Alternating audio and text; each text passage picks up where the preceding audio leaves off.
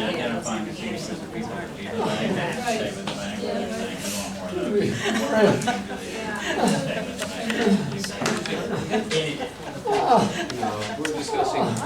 We're discussing Tony creating a Terminator.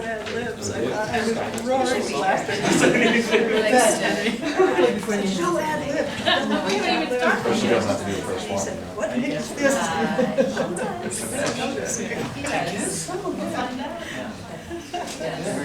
Was it a good turn? They know that this is now second to last. Tony thinks it's called swag. I think it's a, I mean, it might be called to find out what's really going on outside. Be careful where you leave it. Yes. So they know that they know out, this is now second to the last meeting. Oh, it is second to last. Yeah, they're counting it down. Yeah, right. Yes. Yeah. So how we normally do it. I think people aren't very easily inclined to make I think it's going to be a week. But the big ones The were response just that I'm getting are happening. trustees reservation. So I think overall we can just anticipate that. So Yeah, I can about 8 people. They're kind of moving. So I think 30. And in fact, I can make a print of it. Okay, can do. Yeah. Okay. You're up first, Dana. You want to take the? You don't need to introduce anything? Just go with it. I see. Thank you, don't need it. I hear you.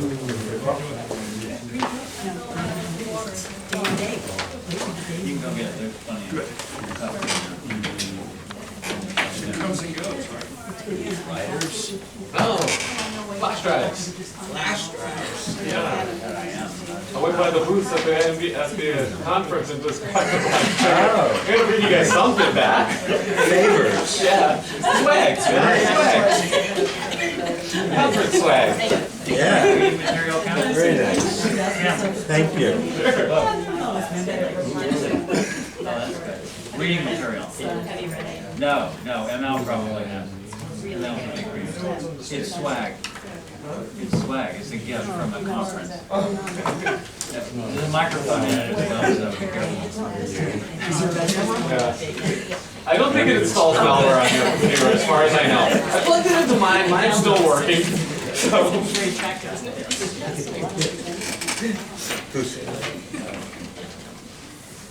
So we're waiting for Leslie? She just went to get a glass of water. Okay.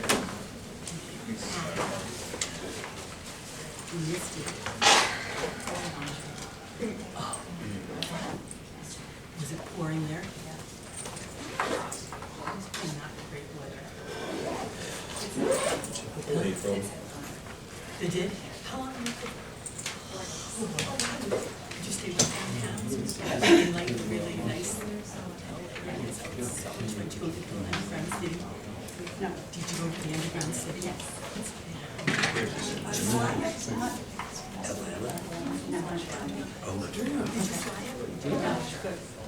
That's right, you're an hour close. Why would you fly? 2 hours to get it to load. Yeah, it takes longer to drive there than fly.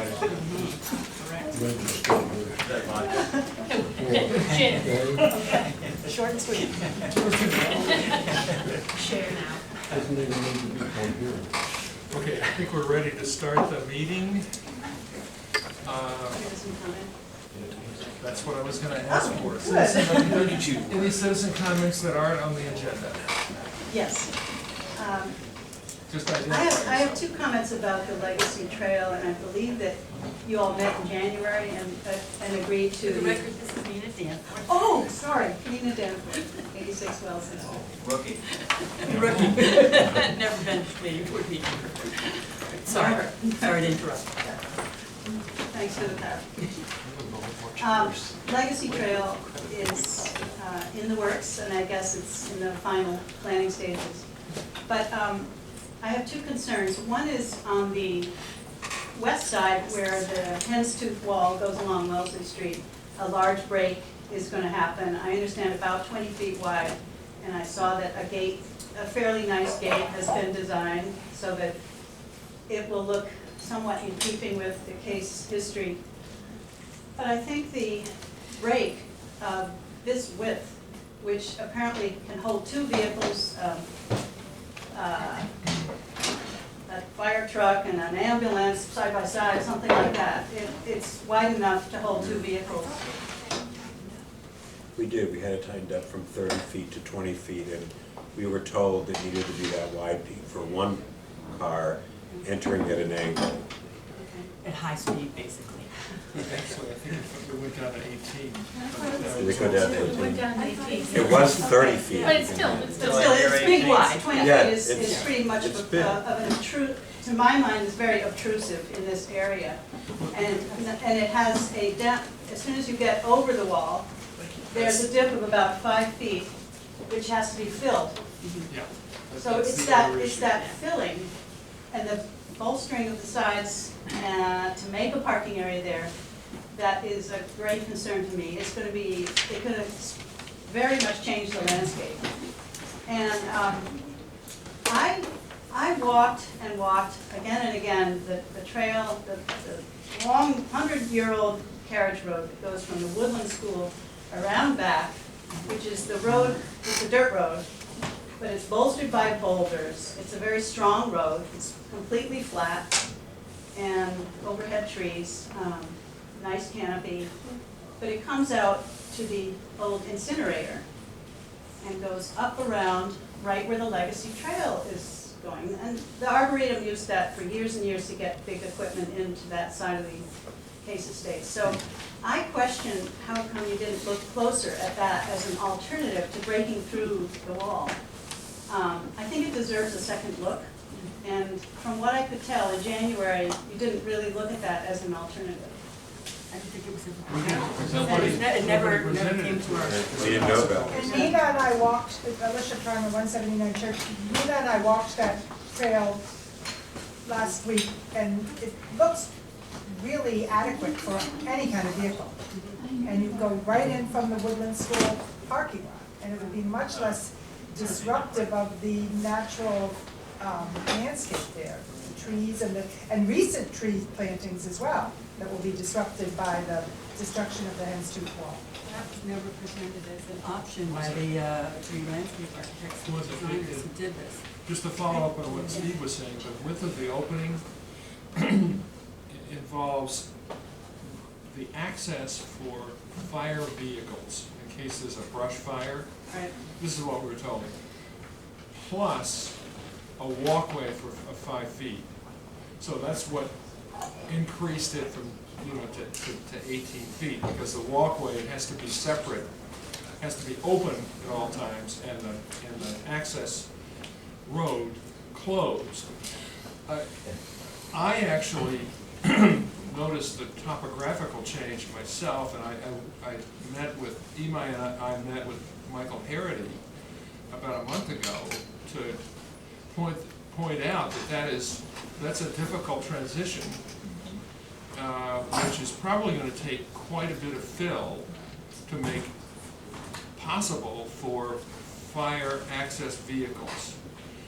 I see you, Diana. I'll call on you in a minute, all right? Just as soon as I'm finished talking. Thank you.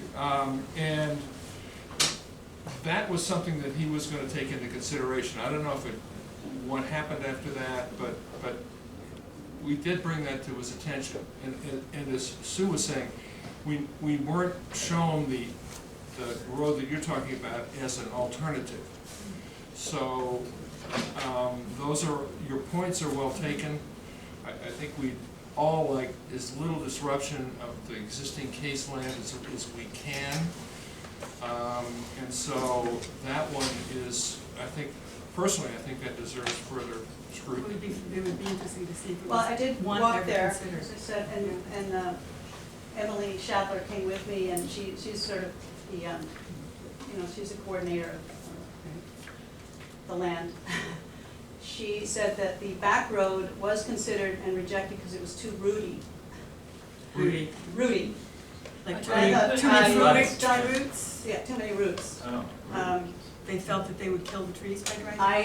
I don't know. I just think it deserves, you know, one of you or have sidewalk or something, but it goes right off the Woodland School parking lot. It's easy access. You can shoot right through if there's a fire, and then go up towards the incinerator and around, and you're there. Was that Schrader's only comment about why it was? She did say there's overhead issues, and I think there was a tree hanging, which has now been cut, but I don't understand. It's tall forest land back there, but it's a beautiful old carriage road, over 100 years old. It's worth looking at. The second item I just wanted to mention is that across from this new pullover, on the other side of Wellesley Street, is, again, an old carriage road. Part of the plan for the new sidewalk and walkway through the Case Estates is to narrow that and move it down to 5 feet. Instead of now, it's 20 feet and it's accessible by a vehicle. Again, I don't understand the thinking behind it because, you know, for many decades, the Case Estate had events where they would park, once a year, they would park 200 cars back there. And they had it as an inn. You would drive in safely and come out a different route, which still exists. So it was a loop.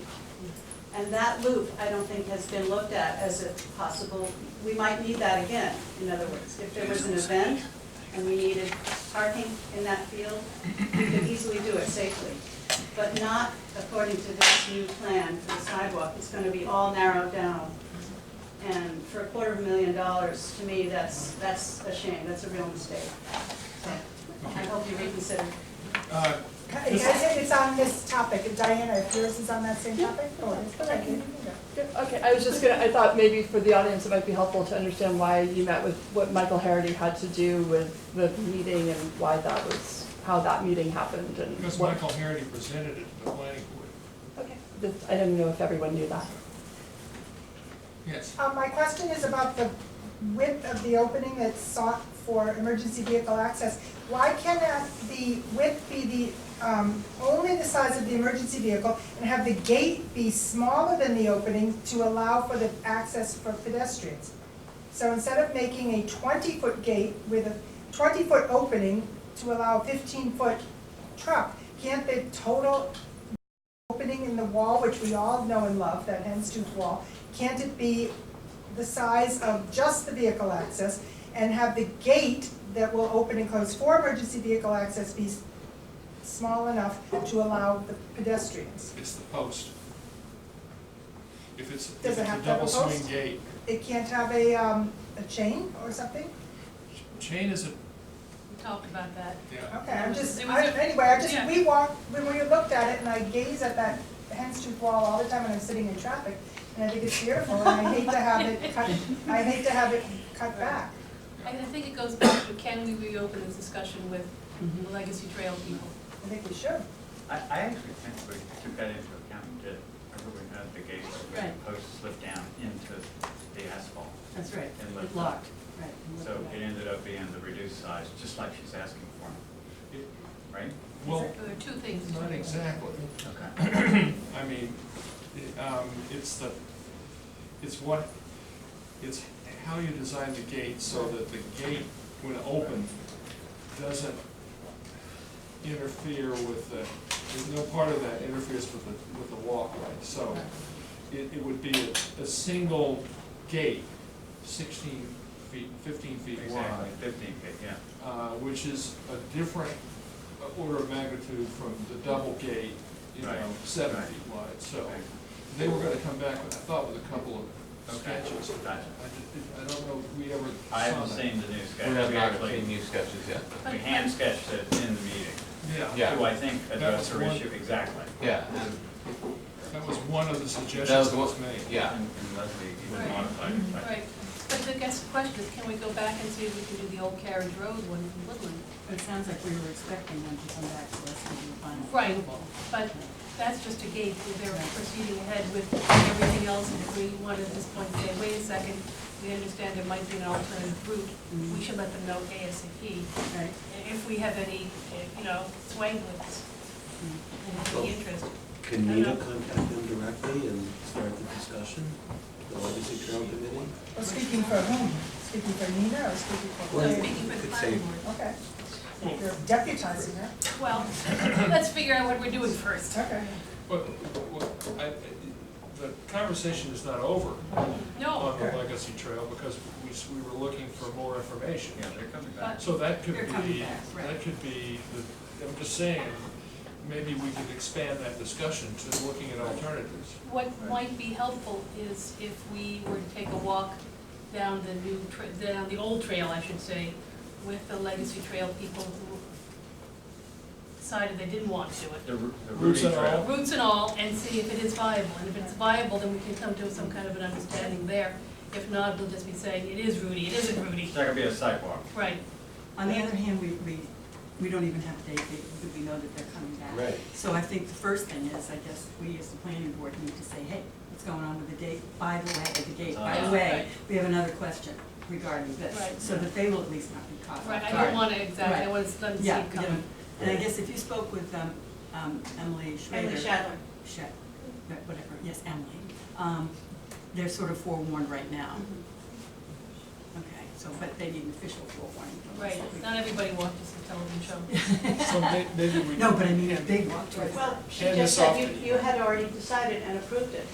That's what she told me. No, We haven't seen the there were gate. two possibilities for the gate, so we were looking for at least some closure on that discussion. That was my takeaway, I don't know. Do you- Right, you- we had photos of gates around town. Yeah. It's the case of the unfinished gate. Yes, the unfinished gate business. Because I thought something came through about imitating the Danforth gate. Yeah, I But it's thought not so just the too. gate, as you pointed out, it's the Right. topography, it's Yeah. the topographical Right. changes. It's way more than just a gate. Oh, yeah, there's at least a 4-foot drop Yeah. on the other side of that wall. Yeah. It's gotta be taken, if you're gonna be driving fire equipment over that, you can't expect, they'd be doing a nose plant, if they went through, once they got through the gate, because the pitch is so steep. No, they're definitely intending to fill it substantially, It would have to which will be- change the it'd whole have to look be of the quite a field. bit- Absolutely, it would raise the height of the field quite a bit on either side of this access road. So we didn't really have a chance to look at that either, No. that aspect of it. Right. And I think that's an important feature that Thank you for considering it. So can we ask Imai to go send a letter off to the Legacy Trail Committee, asking A, where the gate is, and B, would like to reopen the path, whether we can use the existing one from the Woodland School? Yeah. And a sidewalk, which we would welcome the opportunity to do with them? Sidewalk sounds great to me. Now that Go it's to late sidewalk. spring. Sidewalk on Mid-spring. the walk. Yeah. Okay, good. Any other comments, things not on the agenda? No, in that case, we'll move on to the first item, which is a modification at, it's a new house at 47 Ash Street, under RGFA Scenic Road. Site plan review, who's here to present on that one? Jay. Okay, could you come up and set up, please? And Jay, if you could keep this to the usual 20 minutes, that would let us make comments from our consultants and the boards and the people in the audience. Sure. Yes, you were there. Big house. Oh, sorry, I remember the one that Yeah, I'm happy. I'm thinking of finding cases. Yeah, I was never, yes, I was there. No.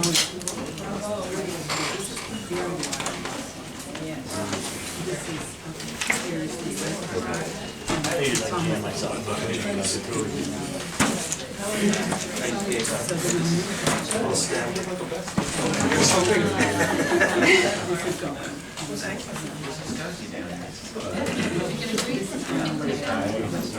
That's fine, I'll move over as best I can. You have been people on that side. I think we should, I mean, that's a good. There used to be a state, I don't know how we used to. Let it know. Upstairs? No one needs to show up.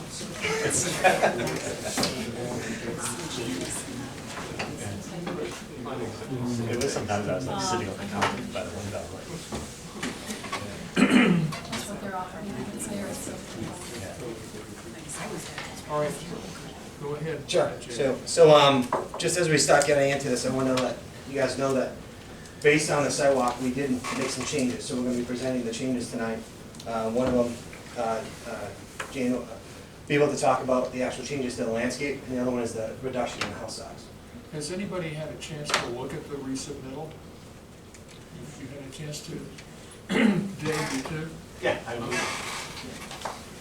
So the, as I mentioned, the sidewalk, so we have 11 direct abutters, or 11 abutters within 300 feet of the property, 3 direct abutters. The highest RGFA of the abutters within 300 feet is 5,400 square feet, with the lowest of 3,280. And then we have our range for the direct abutters, which is 3,900 square feet and 3,300 square feet. Originally, the project was proposed at 9,300 square feet or so. We're now at 7,600. So we dropped about 1,700 square feet out of the size of the house. There's also been a reduction in the disturbance for that, which Jim can walk through for the actual overall site. Additionally, the ridge height for the house was dropped an additional 18 inches. So we were actually only about 35 feet from grade plane to ridge. Now we're like 33 and a half, so we're significantly off the grade plane, or a big reduction off the grade plane.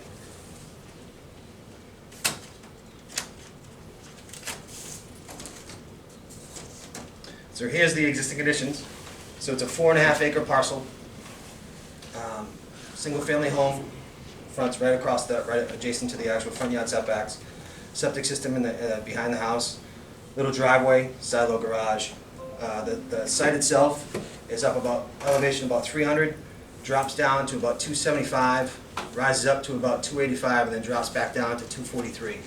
So we have that undulating topography. We have an actual wetland in the middle of the property. So shown here is the wetland. We have the 25-foot no disturb in the 100 buffer zone. We also have a wetland on the MWRA in the back.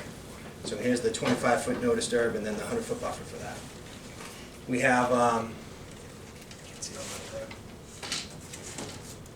It's a total of 531 trees that are greater than 6 inch. Of those trees, 239 are in poor health, as listed by the arborist in the letter.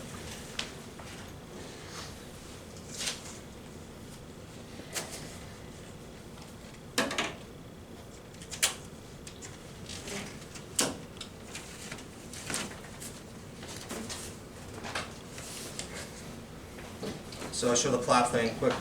So what we're proposing is the removal of the existing house, utilizing the curb cut off Ash Street, swinging it back to the backyard, have a circular driveway, side load, and placing the house in the back. I had mentioned that the house was reduced pretty significantly in the back.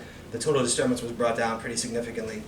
This section up here, what we did is we actually relocated the driveway, and you'll be able to see it on the site plan better, to get a little more room between us and the abutter from the sidewalk, so we can get some additional plantings in there.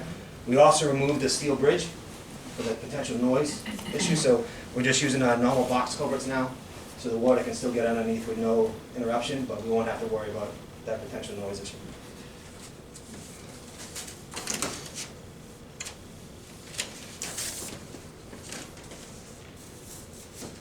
So here's the site plan, and basically limit of work hasn't changed from the original design, so we still have the intent of removing the existing house, transforming this to a meadow area, and then surrounding that meadow area is a nice clump of trees, a lot of screening that goes through there, so anything from Ash Street is going to be very well screened, even for just the front of mine, never mind going all the way back through the undulations.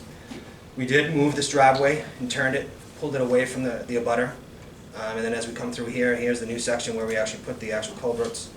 And then this section up here is basically the design symmetric, is basically the same of what it was. So you have the circular driveway, the side load over there. We have, for the full build out of the house, we actually have some interceptor trenches, the recharge basin in the back.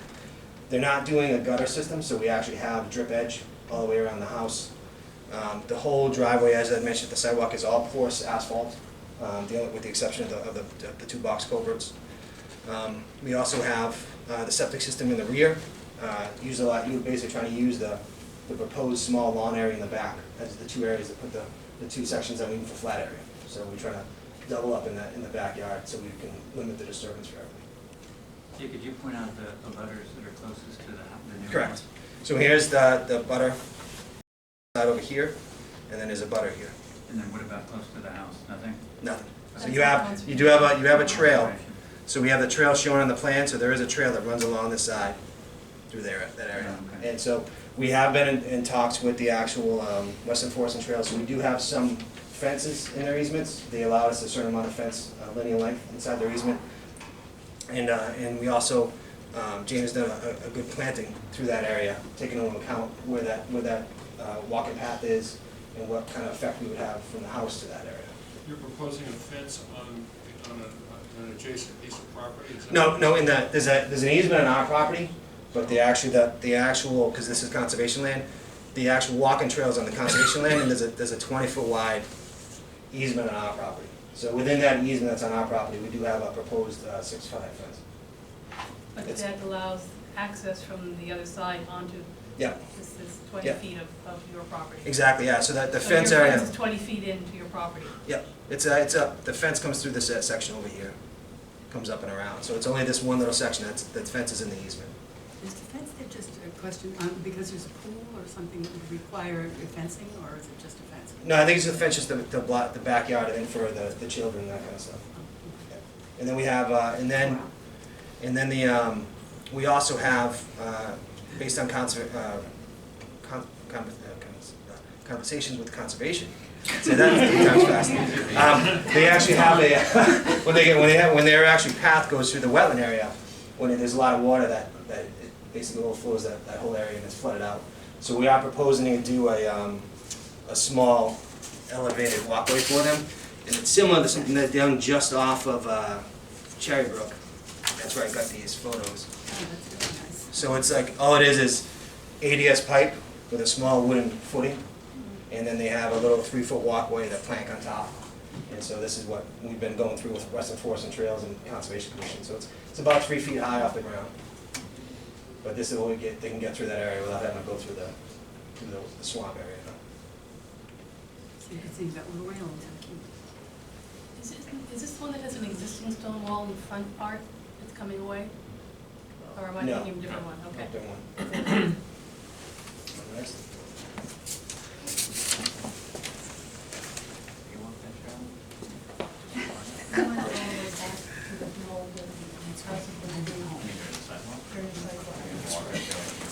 We didn't go all over that.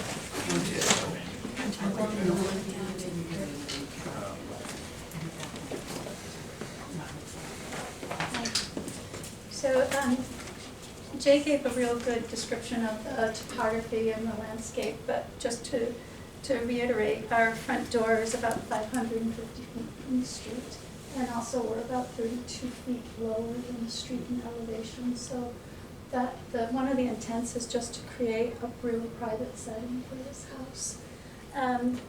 And additionally, we're going to be kind of cutting in the front yard and then filling in the backyard. The house is on a slope, but the intent is to just really make it fit into the landscape. We do have some retaining walls, and those walls are terraced, just again to really blend in. One of the concerns is this walking trail, and so we have 2 3-foot, instead of doing one retaining wall, there's actually, I'm just going to show you this. It's an enlargement of just the house area, it might be easier. We've terraced where we can to, instead of having, just to kind of break up the massing of things. I'm going to show you. So how high is that wall that you're pointing to? The top wall is 3 feet high, and then this bottom wall starts out at elevation 0, but then the land slopes down, so it grows to, at the very corner down here, it's 4 feet high. And how wide is that terrace as far as getting any decent bushes or trees or anything in there? It's narrow. I mean, I can get a hedge of some shrubs in there. How wide is it? Let's see. It is, I'm going to say 5.5 feet wide. Well, how wide is the driveway? The driveway is 14 feet wide.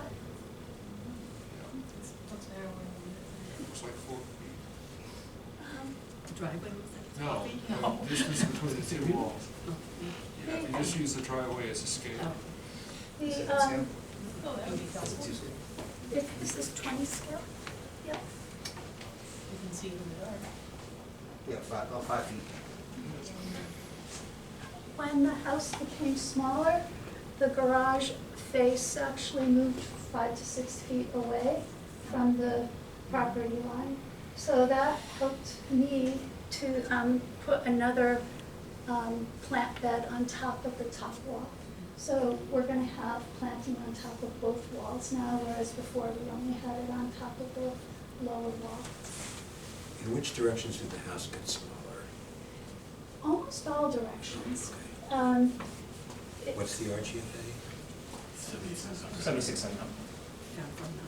7,600, she said, somebody said. We shrunk it by 10%, so it's the last. You can see the dotted line of the old Yeah. house. It's pretty It's clear. the, You gotta get closer, we can't see. Yeah, you can't. Can we bring it up here? of course. A little bit better when you. Forward house. This is the I looked at it. So, everything's kind of what we did, we kept the center line of the front door and then shrunk everything.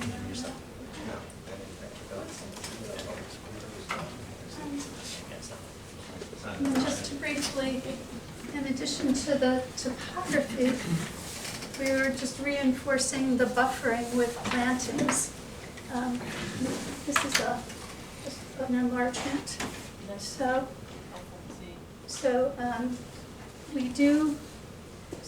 We have a 50-foot planted buffer along Ash Street.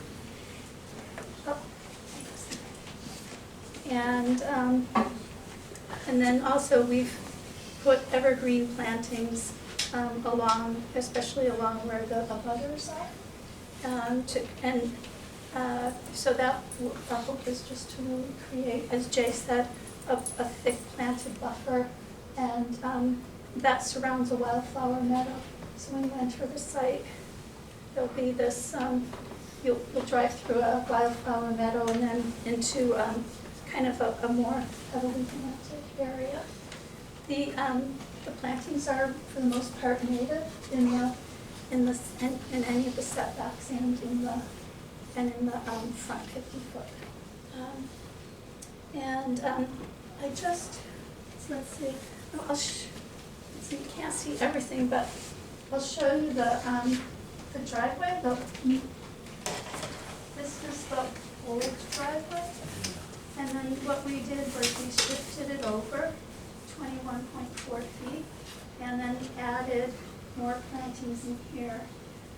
So we added 12 additional trees and 13 additional shrubs in this area to provide additional screening. Isn't there in the front part here, I thought there was a stands and decent pines and some other things There that is. you're keeping Yeah, in we're order to keeping. maintain the more mature trees. So within the, so what is it, 50-foot setback, you're maintaining that and just planting understory trees? There are some large canopy trees. I just put one large canopy tree. There's also just a smattering of, I used a lot of firs, balsam firs, because they're native. So those will provide just some good. But you're not taking down any besides No. the trees in the front? No, no. So those white pines will stay. The only thing I'm kind of concerned about, and I will say this because I was down on Wildflower Lane and I noticed, I happened to be driving by, and they had a two-tiered setback retaining wall. And it was fantastic because it was very naturalistic, and honestly, I was shocked to find it there. And so now we have all these people, or some people, who know about this trail and they come down. Is their experience going to be sort of like, when you look at it, it's pretty it's absolutely undeveloped and untouched. Correct. And actually a lot of invasives, I'm sure. When they get down by the house, do they suddenly hit this wall of? Goes the other ways. It does? Which way? it's retaining that's the downhill side. This is down outside. So they'll, where are they, so this is down below? right, so they will be, sometimes they're at level, but for the most part, they're gonna be a little bit lower. So are they going to see like a wall of evergreens, if there aren't necessarily No. any other evergreens anywhere along this trail, and suddenly you come to this big Oh. plantation? Yeah. One thing is when they do it, it'd be nice if they do different heights, so you don't get the wall effect, Yeah. the armament wall. The other thing is that there are lots and lots of those baby pine trees all over the place. It'd be nice to maintain some of those for the future. So, Pine seedlings. a natural of big and little, fat and small type of Yeah. approach. No, your point is well taken, just to make it look nice. Never occurred to Kim to make any of these comments, I'm sure. No, she just doesn't like white pine. Didn't you see her nose? You thought that we would keep some white pine, no matter what they're size. Oh, great. So David did some views from the trail looking towards the house. You really are gonna see evergreens. And so even, you'll probably catch little glimpses of those two-tiered walls. But we're gonna be planting it with Canadian hemlocks, and there are a few white pines. We like just her personal thing. So how many trees are coming down and how many are you planting? Let's see, how many trees are coming down? So planting, we have 174 total. And are they in the same general area as the trees coming down, or? Well, there's going to be clearing for the utilities in the backyard, so there's going to be clearing for the house and the utilities, and then some, of course, for the driveway. So there's a total of, there's 121 healthy trees coming down, but the total is 234 trees. Most of them are like half are hazard trees that are either dead or leaning, that are about to fall. And are they mostly where the house footprint Yeah, is? so you can see this is these are the tree removals. So what we have here is, we broke it down through here. So out of the driveway section, which is, it's really, there's a couple of trees coming along this edge that are coming down. So predominantly the driveway that's coming through this section here. Totally inside this area, there's 88 trees in this section here that are coming down, and 41 of them are dead trees. And then we have the house, the footprint here. There's 48 trees inside the footprint, not the terrace area, but the footprint itself. And of those, 16 of those are dead. And then for this, the backyard, which basically the septic and the drainage through this section shown over here, there's 39 trees, which 14 of them are dead in that area. And then for site grading, which we have some of these gradings that are grading that's up near the septic area, some of the grading that's down through this section there, the driveway area there. There's 47 trees coming out for those. And of those, 26 of those are dead trees. And then we do have 12 poor health trees that aren't adjacent to a lot of stuff, but they're adjacent enough to the development that we feel that we want to take them down, because we feel that after we develop adjacent to them, that it's gonna come down anyway. And how many new trees did you see? There's 174 total evergreen and deciduous trees, right? The number of healthy trees coming down. 121. I'm on the conservation line behind there, and I'm walking on the trail, not on the side, but behind them. Am I going to see the house, or am I going to see it screened? You'll see it screened. There are,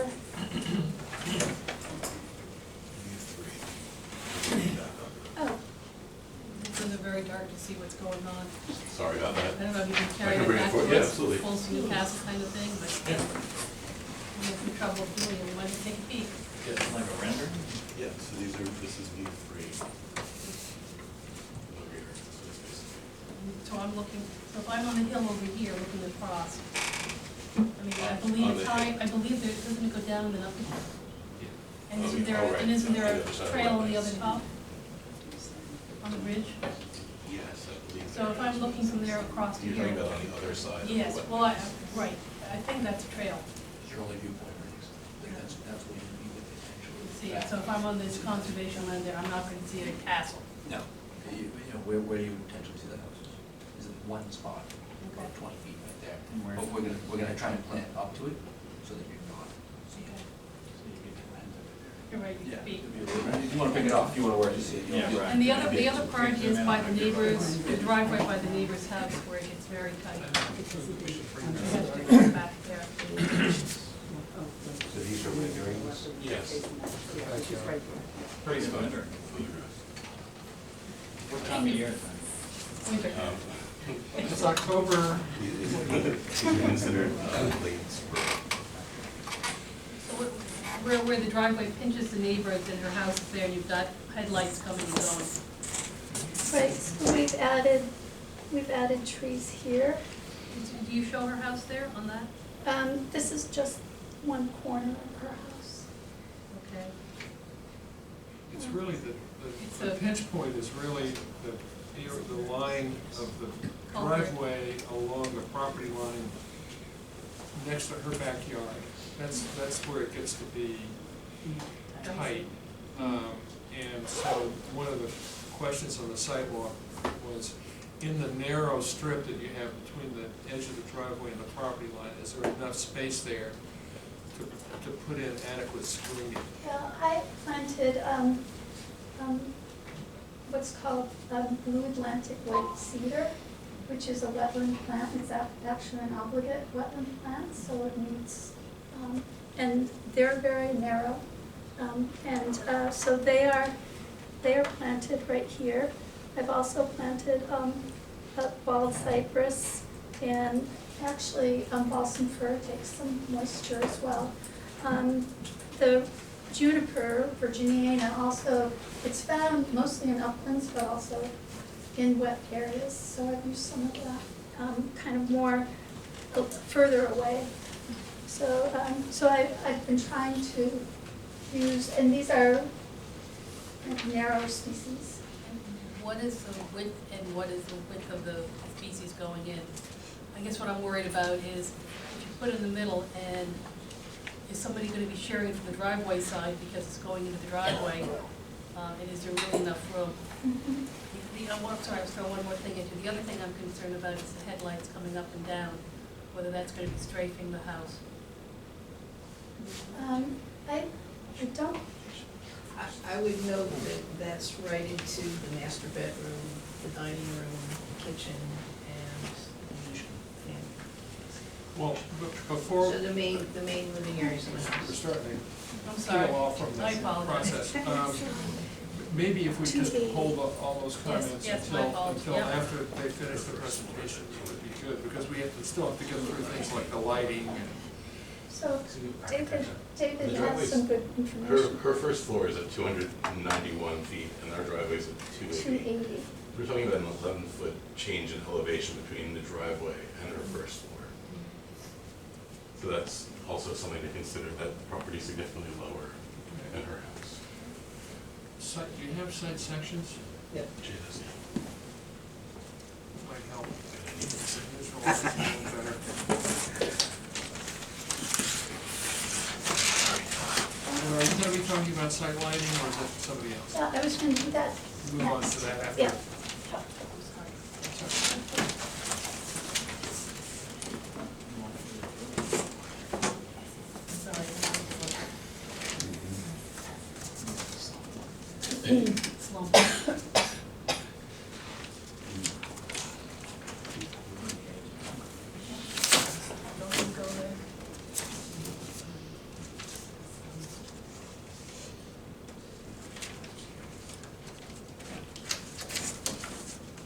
So we have 3 of them.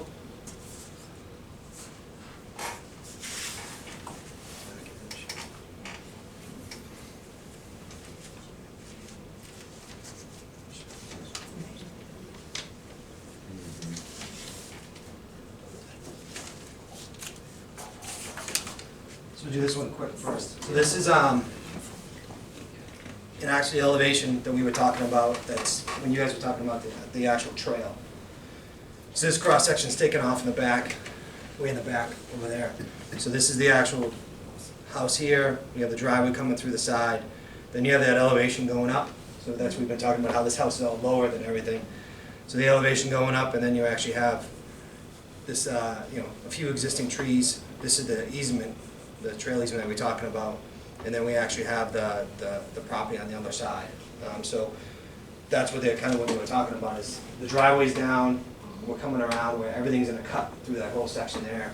And then now that there's some additional plantings inside those areas on the back side of the Can you house. bring it back to us? Oh, yeah. We'll cluster around there. Yeah. Where are those This is important, I terraces? don't wanna, So this is just along the face of the house. So the terrace that Jean's talking about, Just looking the at the terrace side. is just behind it.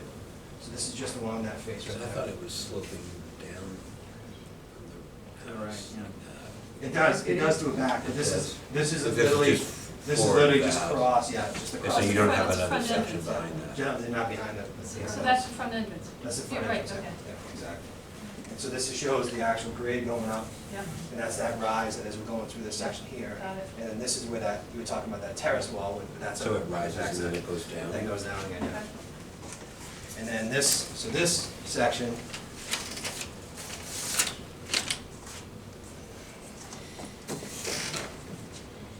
So here's the existing house at 47 Ash Street.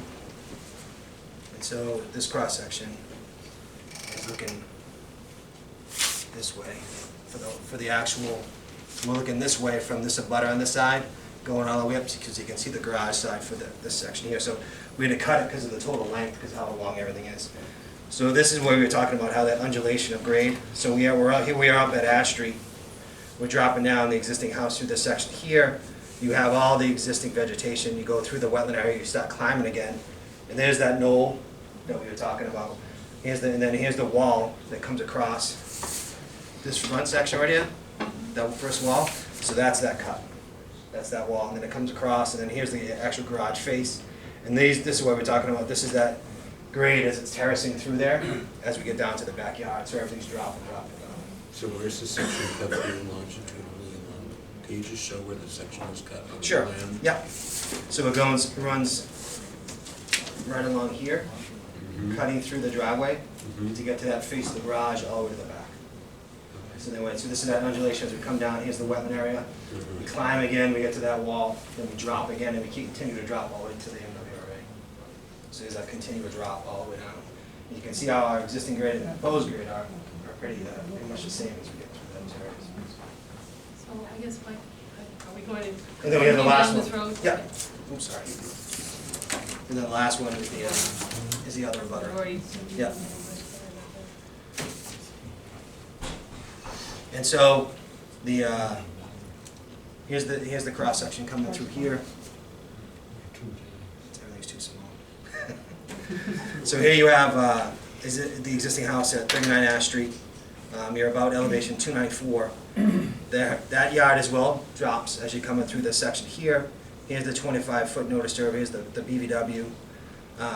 Then you're kind of coming up, and then you're going up through that section there, and then you have that drop again coming through that same side.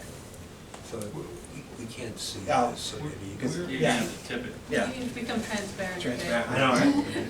Where's the section taken? So this is coming across from this section here. And so that's that butter on that side. So this is going through that wetland area and driving. On the second one, when you're coming from the house going towards Ash Street, Yeah. your car is facing up at an incline. So at that point, I worry about lights going above, you're low going to high, but your beams are headed that way too. So what we're doing is we're coming through this section here. This is all dropping. This Yeah. grade's all dropping. Yeah, And then it comes across here, then it starts climbing. And then it climbs, and then it levels out here. So when we're coming down through here, we're actually going down in right, elevation. but then when you're heading back up, isn't that right where the house is? Yep, and here's the house here, so we're turning away when we start climbing it. I guess I'm thinking it might be, I know we don't like fences on perimeters and things, but it might just to be sure you don't get any. You can just put a fence up, yeah. I put a, for a small section, put a Yeah. fence up. Yep. Or some And that way you're shrubs. sure. Yeah, and I think, Shrubs are better, but you never know if one dies and, and that, right, but it never happens when you want it to happen.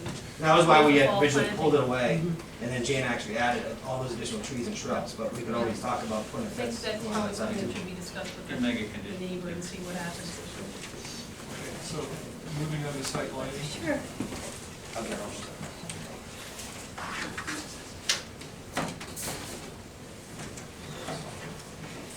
Oops. So I apologize again for the scale. For site lighting, we have a set of two piers, and one is at the entrance, about 75 feet, and the other set of piers are right before you enter the circle. And those piers have, So when you say set, there's one on either side. yes, set of two. So, and those piers have strip lights in them that are inserted in the cap, so there will be a wall wash. They'll just glow down the face of the pier. So that's the effect, not the effect. Can you show that to us? Sure. Sure. So those are, so that's the effect for the driveway piers. Yeah. And then, in addition to that, we have 3 bollard lights, which are about 2.5 inches in diameter. They're called light sticks. There's 3 of them along the driveway. Just to give a little bit, especially when you're crossing the wetland, we wanted to just highlight that. So there are 3 of those. For the wall lights, all of the fixtures are going to be of the dark browns, and they all need they're all dark sky compliant. Our total lumen count is 17,964. So we're under the 18,000 limit, and then these are our path lights. Additionally, there are going to be 2 lights flanking the front door. So that is these, and they are located on the wall face, and. What is that one, the second one from? Sconce, I can't tell. This is it's a little wall light. It's like the size Oh, okay. of 3x5 Yeah. face, and it just has a little. And then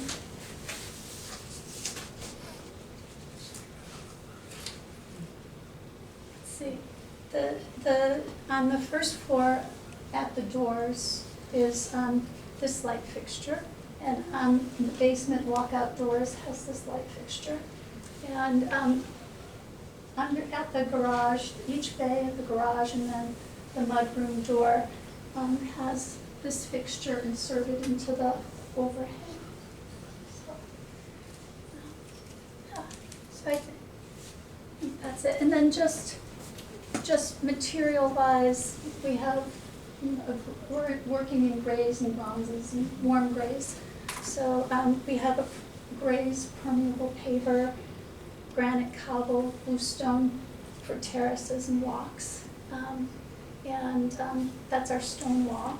And then the fence in the back of the property is going to be just a black chain link with some cedar posts. What is the extent of the pool fence? Show you. There's no was a pool pool. in the back. That was the drainage system. That's a drainage system. Is that, The blue things, the 2 individual I ones. thought there was a No, there's- is that fence gonna have a top rail like you're showing? Well, yes, I had planned on it just because if trees fall, there's some protection. Yeah. Just because it disappears from over Well, we should just put a, In pads. wire. Complete that silver anyways. Would you prefer that? That's easy. there. I don't know. Yeah, they're willing to take off the upper rail, you know, we just saw one Yeah, so it's just a wire, today that is just. wire rubber. Right, Okay. and it's black, Sure. it's just ready to go, It disappear. just disappears. Sure, be happy to do that. And it's black, you said. Yes. So I'm driving down the road at night, and I'm trying to figure out how do I find 47 Ash Street, where do you actually have it, the number? So, Oh, well, yeah. because the piers are set well in. There's that back, yeah.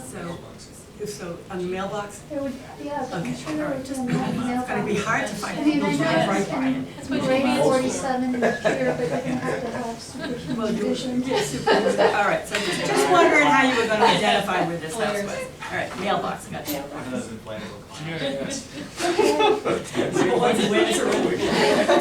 It's so west.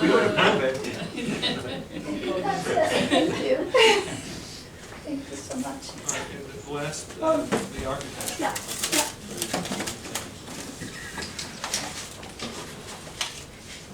Last but not least.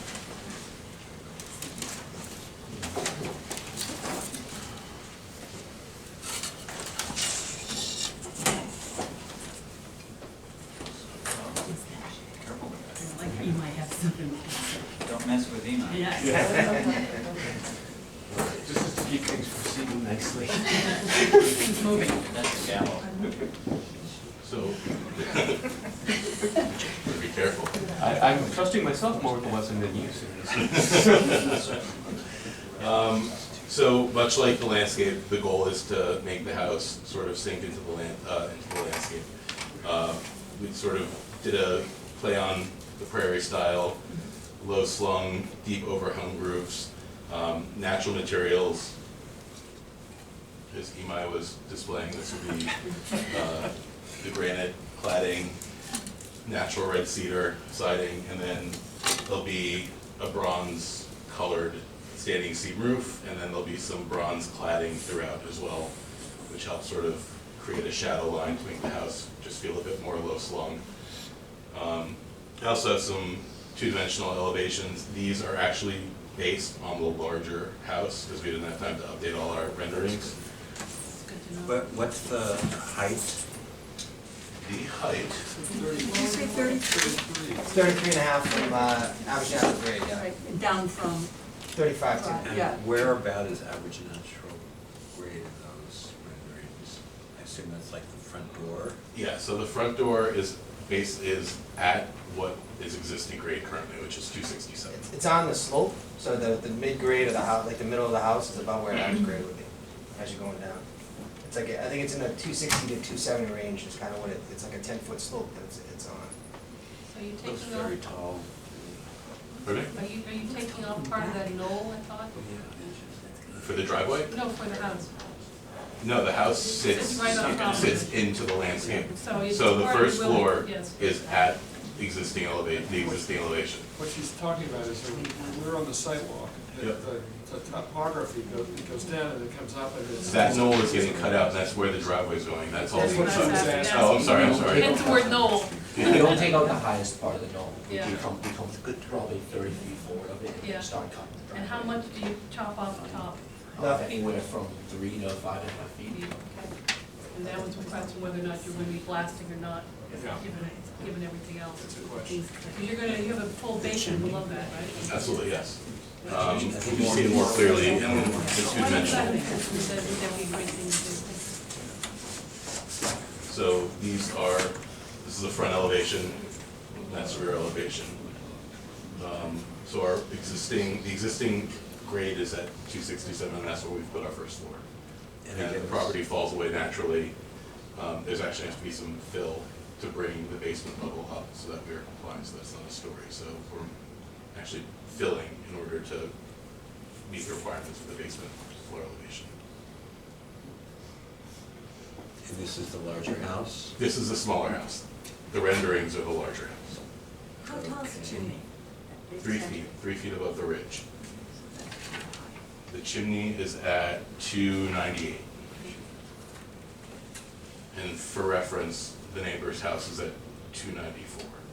So, vantage point wise. Sorry, which neighbor? The butter on. So we're, as much as people don't want to see this house, the owners don't want to be seen. They want the house to sort of blend into the landscape.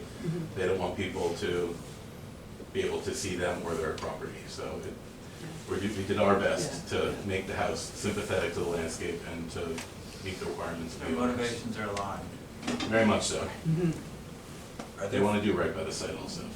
are there foundation plantings that aren't showing up in these renderings? Yes. They were just making the renderings look very busy. There's actually trees on the terrace, so there, On Jane's planting plan, they're shown. yeah, so there's actually trees here, but there's actually quite a big plant bed on the basement terrace, and then as well, there will be plantings at the base of that wall. So the walkout basement's not included in the RTFA calculation, right? Correct. It's 48%. Yeah, good. So it's this is one of the things, But if it's a walk-on basement, why? well, because it's not a story above grade, so it doesn't count in the RTFA. There is guidance on the planning board website that any egress in a basement deems the entire basement part of RTFA, correct? No. So No, it's a story above grade. Yeah, it's a story about grade, that's how the building inspector has interpreted it for a while now. Okay. What would that increase it by if you did count it just for fun? You have it on your- 50%. The square footage of the house in total. Do you have your, Oh, the architecture, yeah. Yeah. Property is 13, 12? So the basement's 4,330, 736 square The feet. footprint of the house is. Right, but part of that, I'm assuming, is utility and mechanical and everything else. Absolutely. Some is So- unfinished, some is 4 feet. Pardon me? Some is frost walls too. Right, so as far as actual, when you walk out there and we use it for livable space, is that half, third? Probably in the 3,800 to 3,900 So range. it's right If you, up if you there. wanted to finish it. So it's almost the basement then, three-quarters of the basement. And then a large portion of it, where it says unexcavated, that's where we're putting all the air conditioning condenser units, so that they're not seen.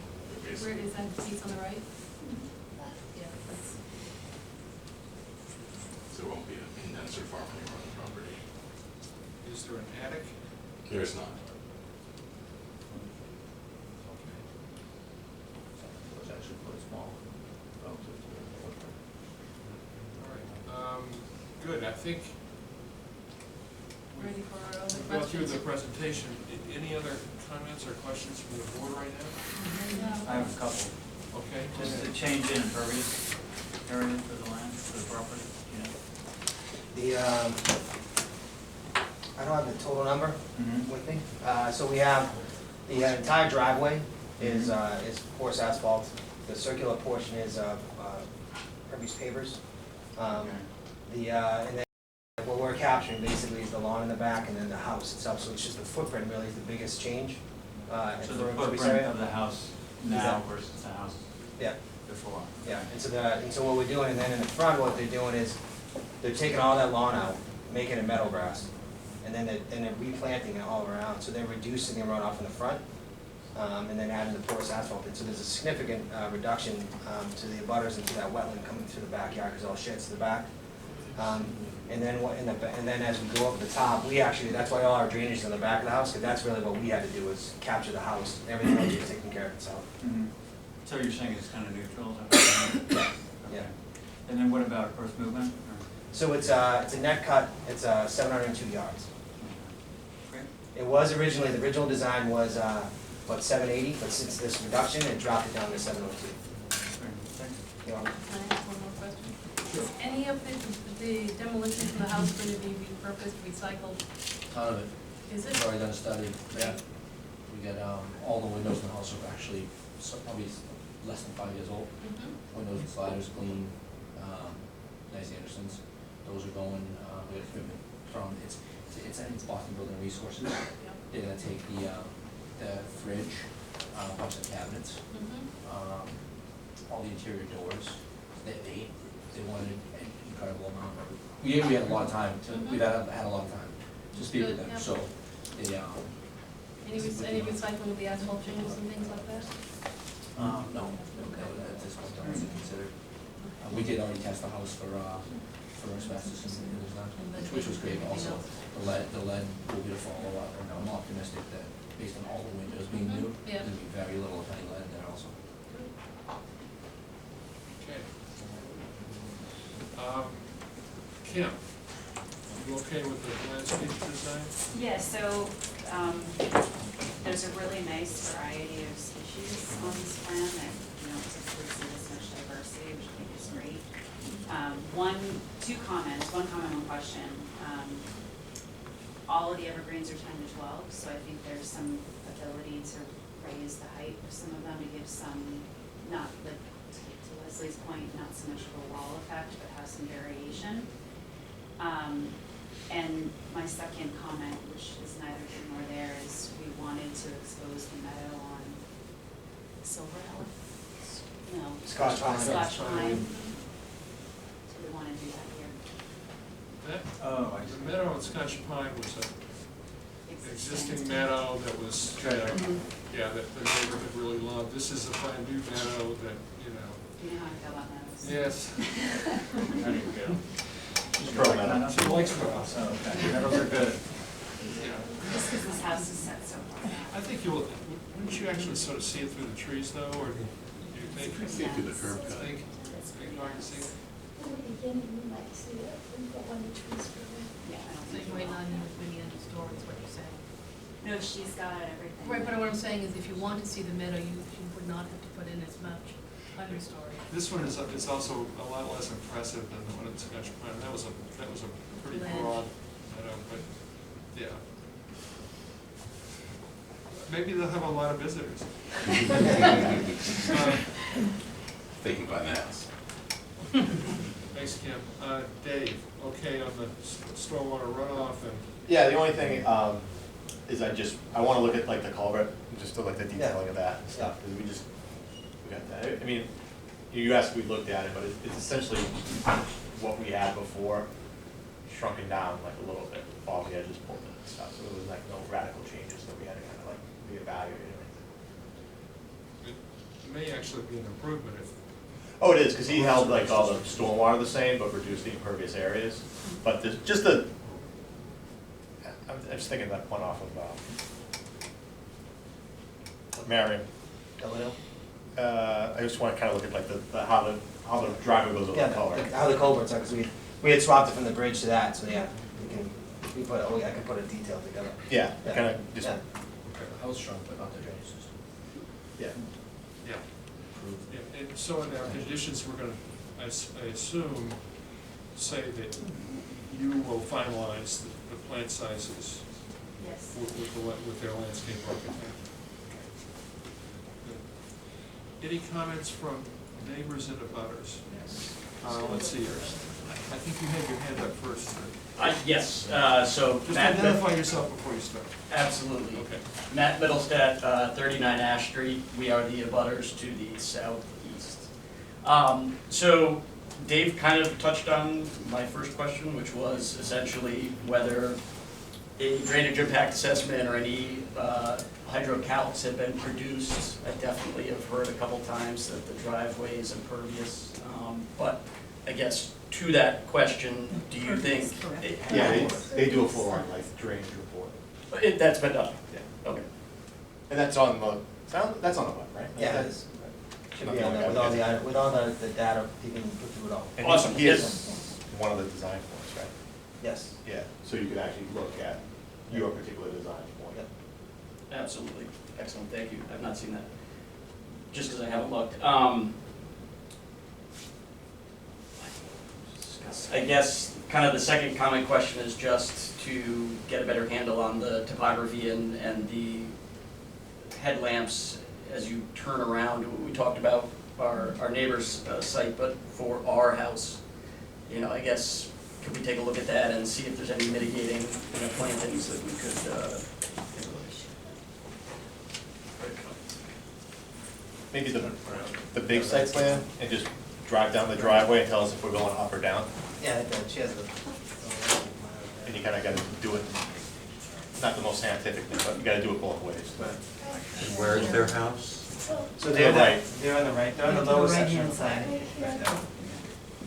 So I would be happy to increase the evergreens. They have to see it too, Jane. Oh, right. No, it's all right. We're gonna be transparent. So the house is on the bottom of the actual. So he's worried about the cars coming up the driveway with their headlights pointing at his house. Yeah, so. When they make the turn. When they make the turn, not at the turnaround itself, my apologies. So are they, the driveway going up at that point, or? Yeah, it's What's going on? So I can, these are deciduous shrubs. I can change those out for evergreens so that, it would block. Well, I guess that the lights would probably go in towards your front yard, but I'm happy to add more. Right, yeah, I mean, we're just asking for a dialogue. Sure. Would a fence be more, not the full length, but, just placed to block it? That's pretty nice right now. I mean, Again. I'll be honest, that whole area walking back is a trail back to the reservoir. And so I Right. think the fence would be more Intrusive. obtrusive Right, to right. the nature of the Okay, as town long and the as- conservation. if you're happy with I the mean, location. I just don't want lights in my shed in our house, so, but I prefer it to be more natural than. Yeah, so I think essentially, evergreens I think would probably be preferred, Sure. shade tolerant. Yeah. Yeah, to do And then, sorry, our last question was just on blasting, and, I know there are standard conditions for blasting mitigation and stuff like that, but if you guys could talk a little bit about the proposed program. Jay, do you want to summarize the findings of the test pits? So we did do some testing after the sidewalk. Is there going to be blasting? No, well, we wanted to check, to make sure. No, but, yeah, I can never say 100% because it's Weston, so you can always say what it is. So we did a bunch of test holes along the driveway section. So just before the entrance, we actually did a couple in the circular part, and then we traveled as we're traveling through this section here. Based on what the grades are now, and where we were hitting some refusal, we basically were going at about a foot. But at 10 bit, where proposed grade was gonna be, we hit refusal about a foot above. When we got down to this section over here is when we started getting deeper than what our actual grades were gonna change to. So up here, it looks like we're gonna be looking to hammer some ledge down, looks to be about a foot or so. When we come into this section over here, that's the section of where we don't know exactly how deep the ledge is on that slope there. And that's the area where we might have to talk about blasting. But it looks like the whole driveway section through here can easily be hammered. It's only about a foot off what the proposed grade is. So I was there for the driveway side that Jay's talking about right now, at points where the drive into the garage bays was, which we just talked about potential blasting. At points in that area, we got down 6 feet below the desired grade. So at those points, there's no blasting, but there is the potential through this whole thing that knobs or cones of ledge appear, and I'm confident that they will. The idea is that if there's not enough of them, we try and chip it. If we obviously try and chip the ledge right away, like that's easier, more efficient for us to do. And then if we get to a point where we're saying we're either going to be here chipping for 2 months, which is very uncomfortable, or we're going to be here, or we're going to quickly blast this in what's not such a dense area, and I think everyone would probably prefer once you heard a hammer for a month. Yes. No. Yes, there is the potential that we're going to blast. We're first going to try and do it with a hammer. I'm motivated to do it with a hammer. But if we get to the point where we expose enough of the earth, and there's enough stone there where it makes sense, I think everyone would benefit from us. You don't want to live with a hammer. Go for We blasting. promise. We promise you. Understood. Go for blasting. We were genuinely raising the question to raise, I guess, if there is blasting, there's precedent for like a foundation assessment with the abutters. Oh, yeah. The fire department or a whole bunch of. This is an involved process. We will blast there. It's an involved, including basement surveys, and endless insurance. Planning board And, standards are more stringent than state standards. Excellent. And what we usually call for is some kind of an idea of what the schedule is gonna be, so you're not listening to stuff forever, although for some reason, it seems, with hammering especially, it seems to work out that it goes longer than anybody predicts, so. There's no warning. No, it's suddenly, you just hear bang, bang, bang, bang all day long, which is really something that If it's it's gonna be 2 difficult or to 3 live with. days, boy, you have to really think about it. Last meeting.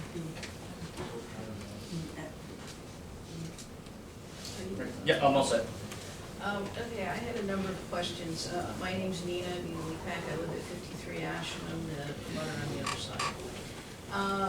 First question, actually, meadow. When you guys say meadow, do you envision tall grass? I anthropodon type grasses, so 2 feet high.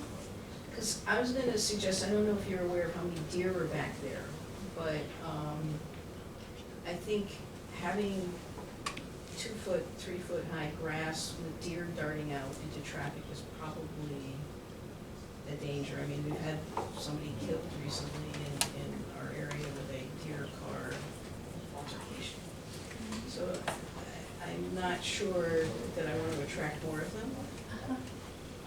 And I've seen like literally 7 from tallest to smallest going through my backyard, so it's a very active area.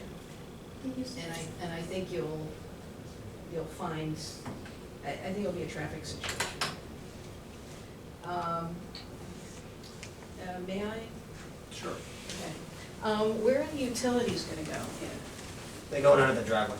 Right down here? Yep. Okay. So, and we've got wetlands here, so this gets kind of wet.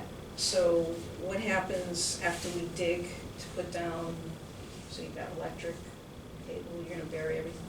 Yep. Water. Okay, water. Gas? Yep. Okay, so that's going down there, and like I said, my house is like right over here. So now we're gonna have trucks for fill, lots of fill, with lots of rocks and stuff.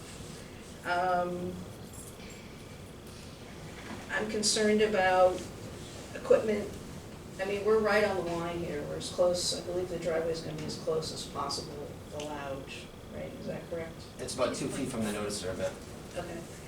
I'm concerned about compaction and whatever, and ending up with damage on my side from accidents or whatever. And I'm also concerned, as you've pointed out, that it's gonna be difficult to get enough in here to actually shield headlights coming up. The other thing I'm concerned about is I really don't know much about lighting, so I don't know how bright the lights are gonna be down here for the illumination of the driveway. And again,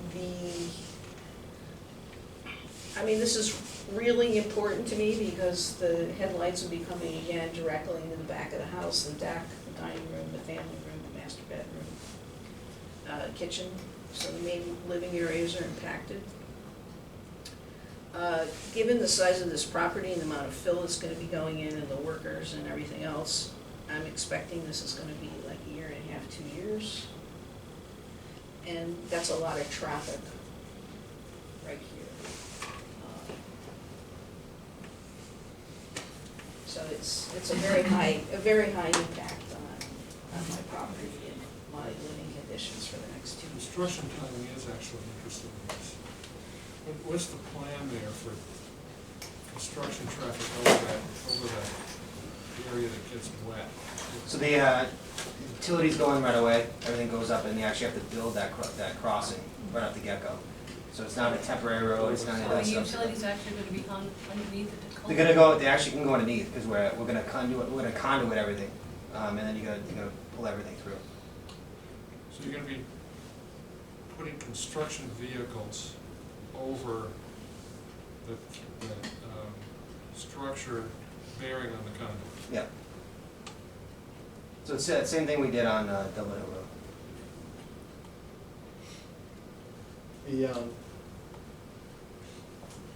How long is this, you think, the construction schedule right now? Is it 1.5 years?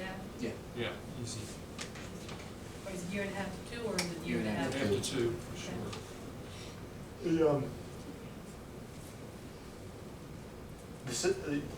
How about like a fence with a scrim along that side during construction, like a chain? Sure. Like usually, Makes sense. just to, you know, like usually they'll disturb it or whatever, it gets that orange, that you see everywhere. It's an interesting term. Gets the orange like snow fence everywhere. Mm-hmm. So what I'm suggesting is an actual chain link fence with like the tennis scrim on it. Yep. Kind of like along like a length of that. It can't interrupt the flow, so it actually, you have to like, maybe put in posts and then have it like high, you know, set high, that type of thing.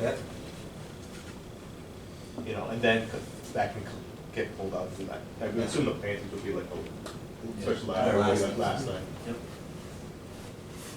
So what I Do you saw, have, go ahead. is, unfortunately, you're gonna have to live with 2 years of construction, that's just what happens in the world. But I was more concerned about what, on the planting after it's all done, because I thought, oh, I love that idea about this Atlantic white cypress, so I looked it up, which grows to be quite tall, but it also says that it becomes naked, it loses its lower branches and stuff. So I was, yeah, I was just wondering if that may be, I mean, even though it's faceted, you know, it's naked. And so I was just wondering if maybe that could all be looked at, and then there was a talk about a fence, if that would be possible, because that will be the intrusion, that kind of, the gift that keeps on giving. Yes. For your entire time, so. I can say that the bald cypress is a variety that stays a little more narrow, but yes, it does. Yeah, it loses its, But the Camasiferous, like the ladies, they're smaller, they grow, say, 8 to 10 feet high, and they're very narrow, so where the bald cypress will get taller. that's Atlantic white, well, we can have that talk later, that's not what I'm getting It's- one. Yeah, you know, it's, I see it's different species, it's Okay. different variety and cultivar, so, And there's not enough sun to put like one of the limber pines, because they seem to stay closed right down to the bottom forever. And they're very tall and narrow. I was just except very, in Pate's pine. I mean, I'm happy to put, you know, what, I just didn't want to encroach onto the neighbor's property. Yeah,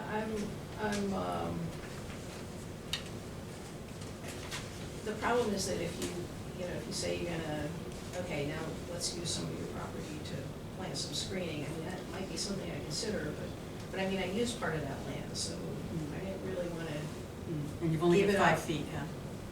But are you talking about just having branches go across the property line, or actually planting on it? I'm sorry. It was proposed to me to plant on my property, and I'm like, you know. No, I think that's not what you said. Jane, is it no? Yes. Jane, I think is saying, no, your branches would go over onto your property. That, But the root balls would stay on, yeah, away you know, from I the- want the planting to be on, you know, your side. Including But, you know, branches. and also, you know, it's important to me, I mean, there's already, you know, a bunch of trees that are planted sort of along the property line, and I would want it done in such a way that, you know, we're not destroying what's already there on my side. We make an effort, I mean, that's gonna be very difficult with all that traffic, to not have compaction and whatever, and, you know, potentially damaging, because it's so close to the line, damaging stuff that's on my side of that. It's really not that close. When we did the sidewalk, we had located the driveway, the center of the driveway, and I want to say the nearest, we were about 12 to 10 feet to the property line. That's pretty tight. Yeah, I mean, the roots aren't just, you know, if you get the tree here, the roots aren't just like a few inches, they go out, so that's what I'm talking about. When you're doing work close like that, and you're coming through and you're digging or whatever, you're, by definition, going to be impacting stuff that's a little bit away. I mean, that's a seriously difficult area. I mean, it has to be that way, because otherwise the driveway is actually in the wetlands, which is a no-no. So, but resolving that in a way that it's effective is a challenge. It's a challenge. You guys have an arborist involved in this? There's one. Could they maybe like we do with the roads that we're always worried are gonna get messed up from construction traffic? Or we have like a pre and post arborist type of report on the thing? We have one right now, we have a current one. Yeah, you know how we do with the roads, like exactly. you go out, like, It's for designated specimens that you're really Yeah. concerned about. You haven't used standard condition. That was Okay. just written a couple months ago. Right. Okay, so we're actually Kind of requiring a- a Just one pre-construction board dome question. survey. Does anybody actually ever build a bridge over these little wetland things? It is pretty much. It can be done, but it's a long and involved process to do a wetland crossing. No, I think she's talking about that. Yeah. That big wetland right there. Yeah, crossing that wetland, Yeah, right? that would require, Yeah. That requires state sign-off. that's, No, you can do a limited project. Yeah. But we have to try to limit the disturbance to 5,000 square feet. We have to replicate the BBW somewhere else. and they would say what's, What did you do with What? that? from their perspective, Yeah. they're looking at the wetlands, they say, is there no other alternative? right, and here is the alternative. And here's the alternative, Right, so so do you that. wouldn't get limited, Yeah. you wouldn't get You wouldn't get limited. it, you wouldn't get it approved. Jay, can I ask you a minute worth of questions about Yeah. the headlights? Can you step up here? Where in the driveway do the headlights threaten the neighbor? To the left? So as they come in, so. What's the stretch that's Yeah. risky? So you have this, as you're coming through, here's the look going that way, so here's the house in there. So as you're coming through here, you know, it's I on. think it's coming up It's the coming other way, back that right? way. Yeah. So you have this first stretch it before it turns. Yeah, I can't see. Yeah. Just use Yeah. your fingers, perfect, Yeah. better, yeah. So this section here is going at that angle, and then as we come this way, they're actually gonna go right down the property line. So as far as you're concerned, that's more like 30 feet of risk? Yeah.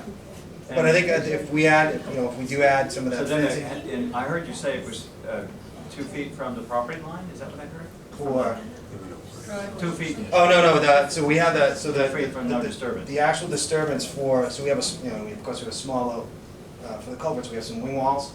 So those walls are 2 feet from the erosion control, and then Yeah. the erosion control is 2 feet from the actual 25 The question foot is there really enough room there to plant trees to buffer it from the Oh, headlights? oh, this side, Yeah, yes, exactly. there's 10 to 12 feet of Okay, so area. you're not worried about that? No, it's Okay. our, we're So we're trees tight. are certainly better than Leslie's idea that there should be a wall there. I'm just confirming. No, I'm not trying to prove it wrong, I'm really wondering. Yeah, well, no, plantings, That's yes, all good, yeah. I'd rather have trees. Okay, gotcha. Yeah. All Yeah, right. and we had talked, you know, there's always the opportunity to try to run a fence after we get past that crossing along the property line too. I mean, it might be a backup thought, Yeah. put in the trees, if trees don't work. I'm just wondering if, and it might require asking this question, if there could be some relief from fire in that one straightaway to narrow the driveway down to 12 instead of 14, just to another couple of feet, just on that street stretch there. That's a great idea. Yeah, Jay asked me. I'm all for it. Yeah, who's gonna ask? Not me. Hi. I've No. asked several times and I'm getting more and more a hard no every time. I mean, it's not a curve. This it's is a straight. special situation. So, I know, but he's gonna say number one. you know, maybe I it's way can, too curvy. maybe I ask Yes, just for the with straight Michelle part. on this one, I'm trying to get a double stream. Yeah. So, What they say, say no again? Like, yeah, that's Sure. true. Just tire them out. Jay, could you give them a schedule, like, showing the extent, so I think we're talking the straight part Yeah, along the thing? yeah. Because they wouldn't have to put their big flaring legs out there, right? I mean, that's the issue. Yeah, is that's where the- the- Finding a area. Yeah. Yeah, they're not So gonna we be resting. stabilize the truck, so to wet. speak. Right, so they're not gonna be parking their vehicles Right. there. There's a fire in the wetland. While an ambulance crosses, and that's a big deal. Getting in the tree. Oh, my lord. What the hell, I'll say no again. You know, the other thing is, my car has adaptive headlights. When I turn, No, that's it. Yeah, the right. lights turn. We can't count on that. Let's make that a condition. I just wanted to That's not gonna know, be a condition. your car must have adaptive headlights. So follow your friends. Yeah, but I think Nice it's try. worth, I think in this case, it's worth an exception. I'll ask. Yes. Good answer. And you have, Well- it's, And you're you getting better a be shell. forceful, Emo. Use all. Take that brick you have, Brandy. You can have it, Eli. We're already armed. I mean, I think that's really worth considering, because then you change it from 10 to 12 feet to, 12 to 14, yeah. yeah, 14 to. And that's real. 12 feet, Yeah. the width of a lane on the highway. Yeah, I know. Yeah. Right. They don't make fire trucks 15 feet wide. they're 8 They feet, make, yeah. so, Nothing's a lot bigger than 8 feet. so I think it's worth a shot. We'll go for it. Okay. Yes, let's see. Yes, sir, you've had your hand up several Okay, times. Bruce Turner. I'm looking at this entire project, and I think in terms of investment, because that's the way I think. So if this same structure is built along Ash Street, you're no longer creating kind of a private woodland retreat for this family. And I'm thinking that the value of the project may be identical house, but it declines maybe by $500,000. But then if you site the house in the woods, you have this kind of lovely environment that you've created for this one family. And the whole project gains that $500,000. I'm thinking somewhere in the neighborhood of 10%. And the question is, where is that $500,000 coming from? It seems like you're creating this wonderful environment for this one family. But I know this is private land. However, it's right smack in the middle of conservation area. So you're degrading the conservation area for everybody else. So in essence, the people of Weston are lending value to this one project, a substantial amount of value, while their own conservation area is decreasing in value. And that strikes me as kind of a raw deal for the people of Weston. I would go beyond that, and I would think, I mean, it's been said that the house is going to be sited so that it's not really visible from the conservation land, but I've walked through here. In fact, I've walked through here since I was 12 years old. And I know this, it's on a hillside, it's a big structure. It's going to be visible. You'll no longer be able to walk through there and kind of fantasize that you're in the Adirondacks or in northern New Hampshire. You'll see a big house. So my question is, what are we getting in return? It just doesn't make any sense to me. I think that people are going to walk by this and look at this structure and they'll think, how did we let this happen? I thought this was conservation land. Okay, you're wrong, it isn't conservation land. But even be that as it may, how did we let this happen? How did we let a structure be built which compromises the reservoir, which is just a jewel of a conservation area? That's a hypothetical question. But maybe I could add a little bit to the conversation. We on the planning board, under site plan review, can't actually deny an application unless the circumstances are so egregious that they justify the denial. And by so egregious, I mean beyond outrageous. I've been on the planning board for 22 years. We've encountered a lot of big houses that may have made a lot of big impacts, but we've never actually it's never risen to the level where we could say, absolutely, this is completely over the top, we have to deny it. So we've never actually denied it. Well, there's a first time for everything. I think the issue here is whether they've made enough of a sincere effort. I mean, we're talking about a legal situation, not necessarily an aesthetic one. Have they made enough of an effort to mitigate the impacts that they're creating, to support a contention that they've established the standard that would require us to not to deny the project? And that is a very difficult call to make. I'm well aware of that. Very difficult call. We all recognize that this project's going to have impacts. We know that. We've seen enough houses, God knows, to know what the impacts really are going to be. But I don't know. I just think, based on all the effort that we've seen here, that the town would have a hard time sustaining the denial. Yes. And I'm under butter. One of my concerns with that is, with his point about the conservation land, is now on the main reservoir trail. you can see where their fence is gonna go. And I understand it's their property, and as you just said, you can't deny them.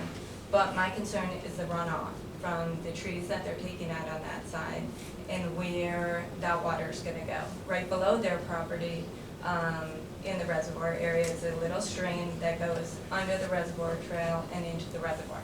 A couple times over the course of the winter, it has gotten flooded, probably from excess rain or blockage on that. Where is that water that's in their lawn and the backside and the trees that they're removing going to go?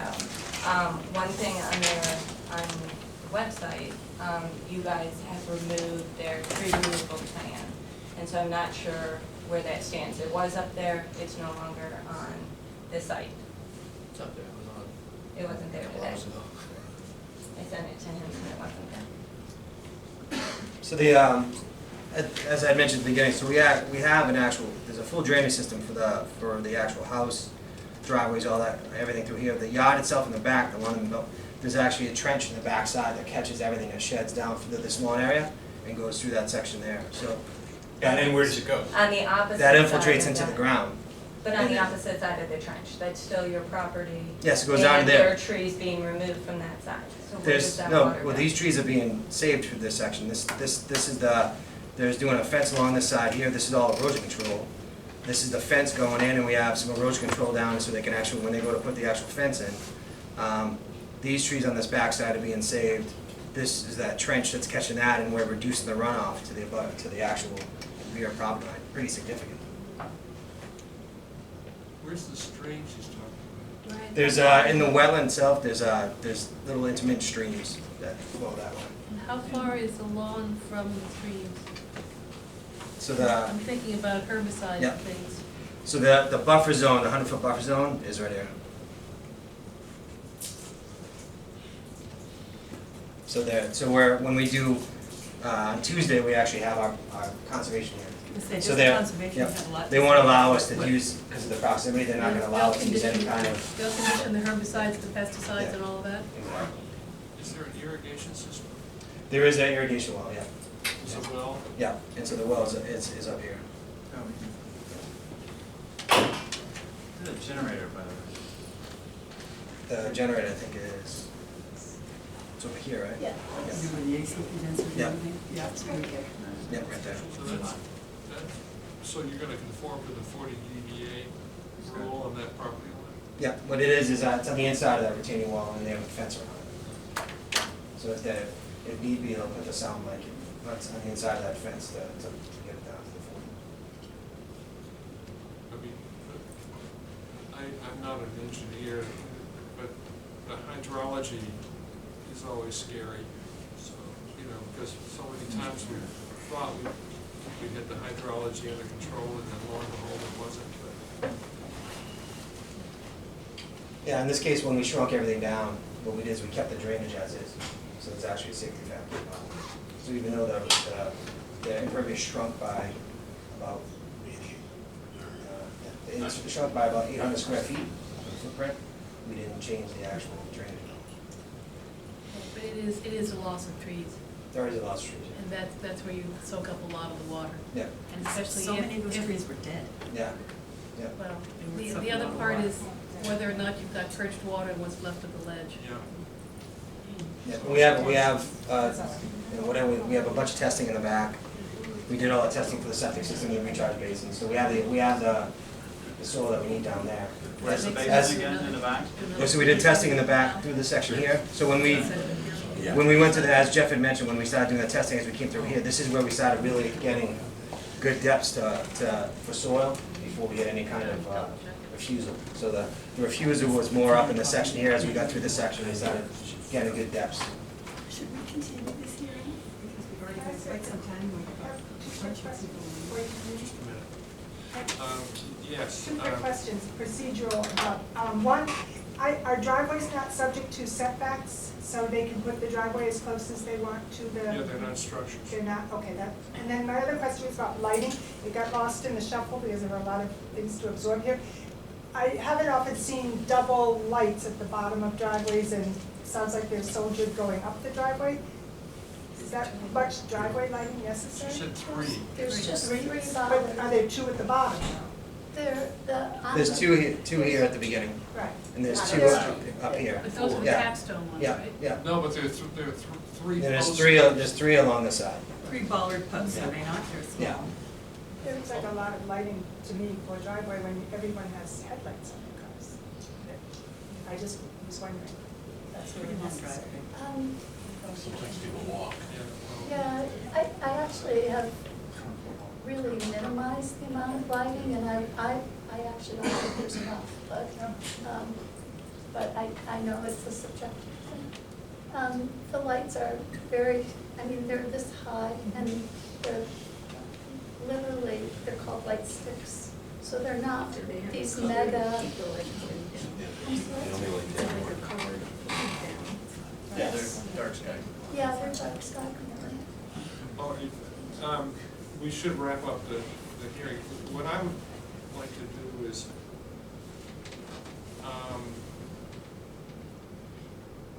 double check the hydrology on this one. You know, just to be sure that we're as sure as we possibly can be that this is not gonna have off-site impacts that we don't know about. Someone else in my office take a look at it. Yeah, I mean, it seems to me that there's so much happening with the topography here, and it's so many unknown factors about how much ledge there is, where it is, you know, what effect it would have on the runoff, if any. That it would be great if we could check that out before we read the draft decision. There are a number of landscaping issues that we talked about that need to be sort of put together before we read the draft decision. I think there are suggestions about screening during construction. There are construction schedule questions. And we're talking to the fire department. We're talking to the fire department. It's my So the question is all of that gonna be, is it doable, but before we read a draft decision on the project? Well, we have a draft, our next meeting is in a week, so that's. Could push it back to the 15th. Yeah, so we probably should push it back to the 15th, or if we're gonna, well, yeah, if we're gonna review a decision, we probably should review it on the 15th. That may give us a little more turnaround time to sort those things out, or continue to the next meeting, which. And I do have letters from the Concom and Weston Trails we can look at. Oh, well, one thing we can do is just continue it to next. I think we should Yeah, continue continue it and it, see have what a happens brief before. thingy, and then move on. All right, so let's continue until the first. The first, yeah. You guys can do the draft decision. You guys can have stuff on the first, right? All right, we'll try to cover all those. It's in 1 week. Okay. Is there 1 somebody week. come back Yeah. to this? Fire department, 1 week. So yeah, that's the tight one for us. The rest of them, these guys are doing, they get paid. So they're fine. I didn't know you were volunteering. I don't know that. I don't know that I can. Okay, so we'll continue until next Wednesday. Next Wednesday, yeah. First of May.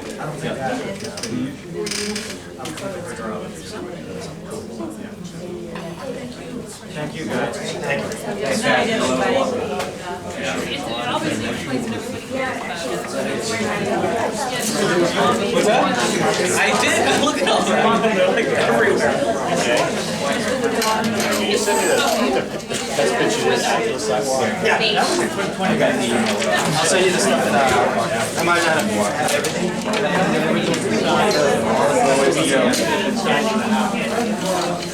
A lot of times I just show what's still important and what's, Yeah, you showed me the two that I already need. Thank you.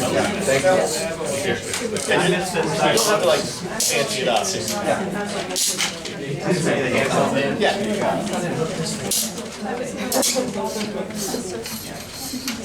Sure, thank you. I'll have another whole other thing I look at it.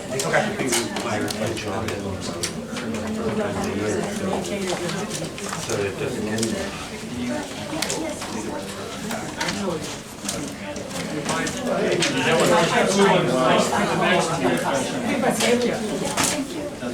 You were the one who's going. I know.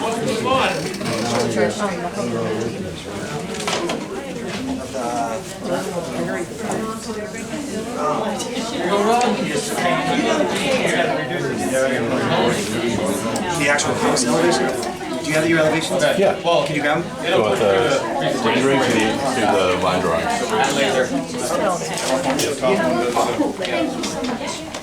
Top one is the laser. This scrolls you through your drawings. That one, yeah. Forward, backward. Otherwise forward. Technology channel. Don't say those sort of things, man. These sort of things. It's true. Okay, so, I've been doing this one more longer than Alex. Jeez!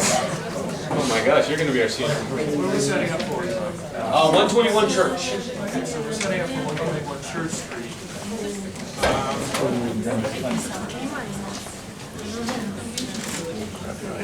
This is part of a flexible subdivision plan for 55 Coleman Road. The address is 121 Church Street. This is one of the flexible lots.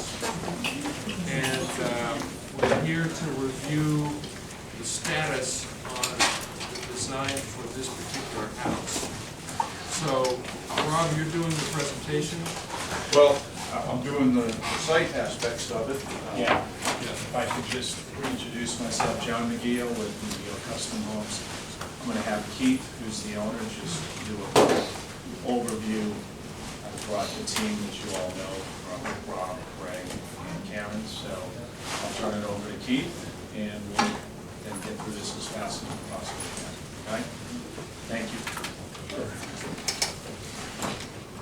Well, it's been a while since last year, and I thought it might make sense, given all the time we all spent together actually trying to think about the future of this site and how to manage it, just to give my perspective on why we're really pleased about having John involved, and for what it's worth, my view on his approach to the site.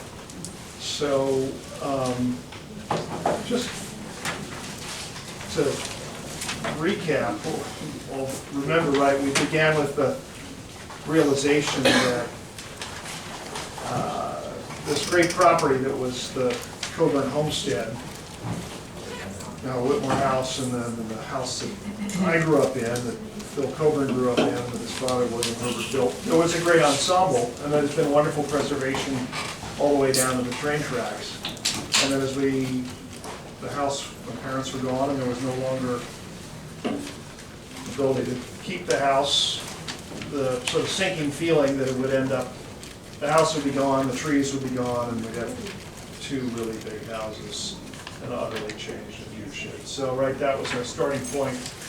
How could we try to preserve the relationship of the historic landscape and the 19th century house? You know, Keith, I don't want to cut you short, but we've sort of been down this. Yeah, so let me just.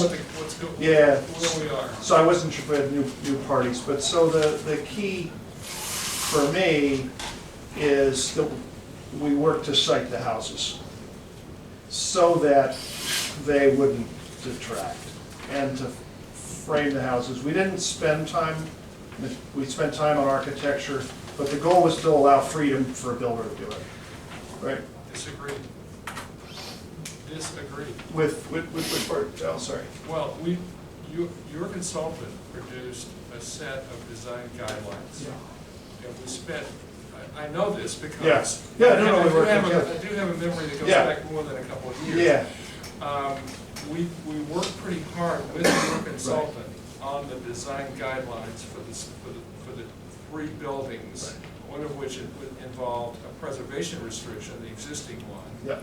And there were a number of factors that were included in those design guidelines that your consultant produced and that we worked hard on for a long time. So it's not as though it's just coming out from. Yeah, I'm sorry if that's the reason why I got on a plane to fly from California was for that reason, Al, that we looked at something together, and this is something different, right? It is. And why I think, for what it's worth, that it is consistent and supportive. You're asking us set aside the design guidelines that your consultant produced in favor of a change in the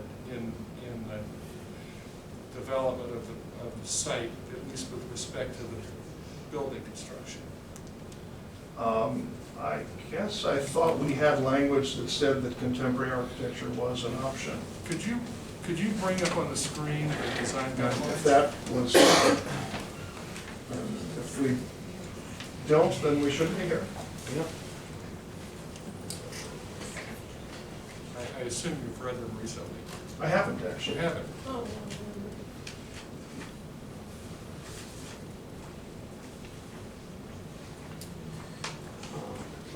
My memory of our discussion at the time was Page 3. that it would be a worthwhile option, but it was difficult to get the kind of architectural quality to achieve it, that it made sense as a design for that site, given the low profile, the ability to have it fit in and be less prominent, but there was a concern with this board about the ability to execute it at the right level. And therefore, that it was, my thought was it was just a bullet point saying, it's an option subject to the board. It's not, it doesn't quite say reviewing that. it. Okay. Hopefully, yeah. That's all right, I want to see it on the screen. Okay. We get out of the way of the screen.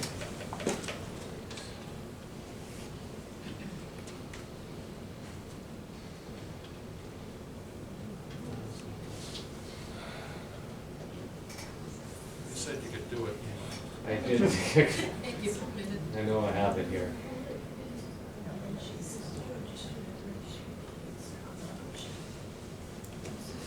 No, I'm talking about the guidelines themselves. Yeah. It's in that document, though, that Imai was scrolling through. It's towards the back. Do you want to just give us a preview what we're looking for, Rob, about whether? Well, It's in this one? No, I want to see it on Yeah. the screen. Well, I'm eager to know.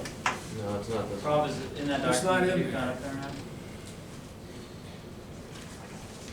I know, I tried to find it online today. it's recorded in book 69, 136, page 406. Because I have the recorded document. That's not it. This is important. Agreed.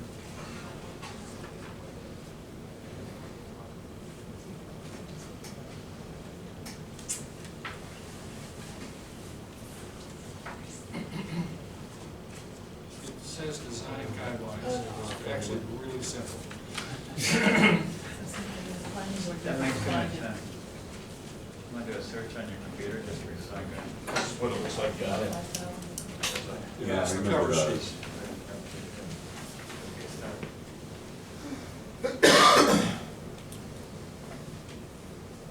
Well, there you go. Yeah. Yeah. Yep. Excellent, page 3. Before it was so simple anyway.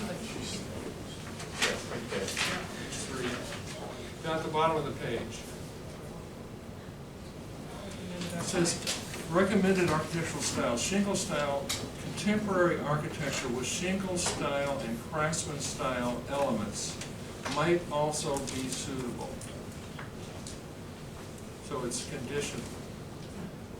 Okay, if you go to the next page. Good. And scroll all the way down.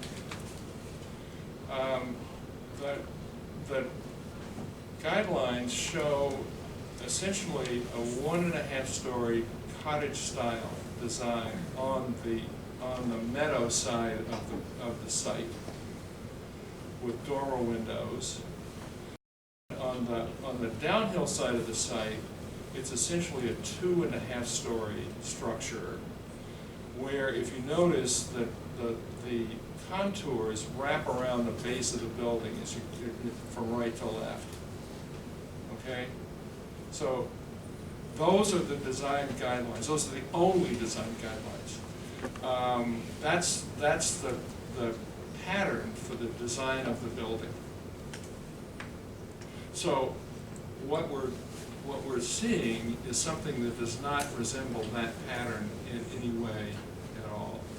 Yes, And sir. I'm saying that we need to one of the principles behind on ensemble of the three houses was that the house nearest Church Street would be low to the ground and as unobtrusive as possible, building up to the second house, which would be transitional in height and massing, to the focal point of the whole design, which is the existing house.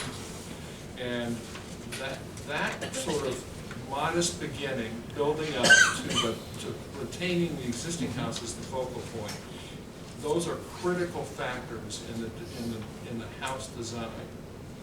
And my feeling is those factors should be carefully considered for the design to be acceptable. So that all seems to me, I think my interest is not terribly different from yours. We own the land, we'd like to sell the lot, all the work we went through becomes an... I'd like to conform Right. to the So let me, guidelines Al, that we spent months working out. if I might finish, we'd like to realize, not an empty academic exercise, but to realize successfully, in built form, An empty academic exercise? That's right. Do you know how many hours I spent on working these guidelines out? And me as well, Al, and me as well, and so... This is your consultant. This is an empty academic I don't, exercise. right, I don't want it to, we are saying the same thing, if you, I'm sorry, it's obviously... I mean, this begins to be, you're bordering right on being dismissive. Al, you're, if I could try again, I share your view. What I'm saying is, I'm not the builder, I'm not the architect, I'm not closely familiar with the architectural designs. I want a builder Where did to this design accomplish- come from? that we From were looking the at? person who, Did you look at the design guidelines? Yes. I simply was asked to come and, What happened? We meet, the design guidelines didn't say you have to have a slope roof and dormers. Look They at say- the drawings. Those are the only drawings. Right, but those are drawings of traditional houses. Why on the contemporary backside house. of this building are we seeing a 3-story wall? Well, at the first diagram in those design guidelines, it does show a 3-story type house. Right. If you Where scroll is up it to the there? top. Scroll up, If oh, you scroll scroll up. section. Actually, it was confusing, it showed. No, almost actually it 3.5. shows the back wall is a 2.5-story exposed construction. If you look at that section, I mean, I assume you can read a building cross-section. Well, it also says that the roof ridge is 36 feet above the rear grade. Yeah, but broken up so that you don't see the total, a total wall on the back side of 3 stories. That's what that says to me. I'm just saying that we should live by the design principles that we work together to achieve. That's all I'm saying. I think. I didn't participate in any of those discussions. It doesn't matter, But- Rob. No, I understand, Well, but then when I look at that participate. diagram, I see something different than you do. I don't think those diagrams are Well, guess who consistent. gets to decide whether it's acceptable or not?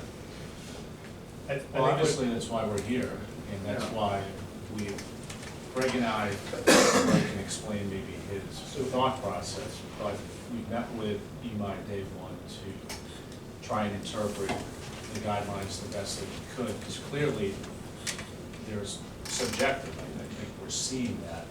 I'm sure that wasn't the intent, but Rob's very versed, Greg is as well, and we then went down a road of modern.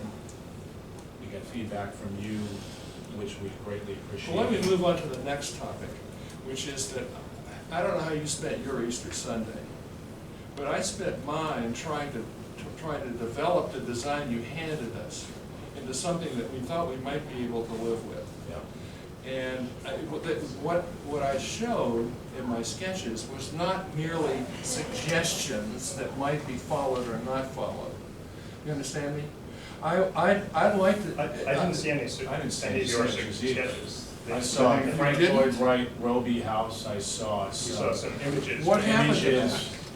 yeah, so what happened to the drawings was that I sat and narrated each of the elements. You narrated the And elements. yes, Al, because I'm not the person who's hired the architect. I'm not the person who's buying land, and he then sketched something You that, narrated the elements. he sketched something that resembled, in all material respects, what you had sketched. They arrived at the same result, and then they did further work, and for reasons that I suspect are substantive,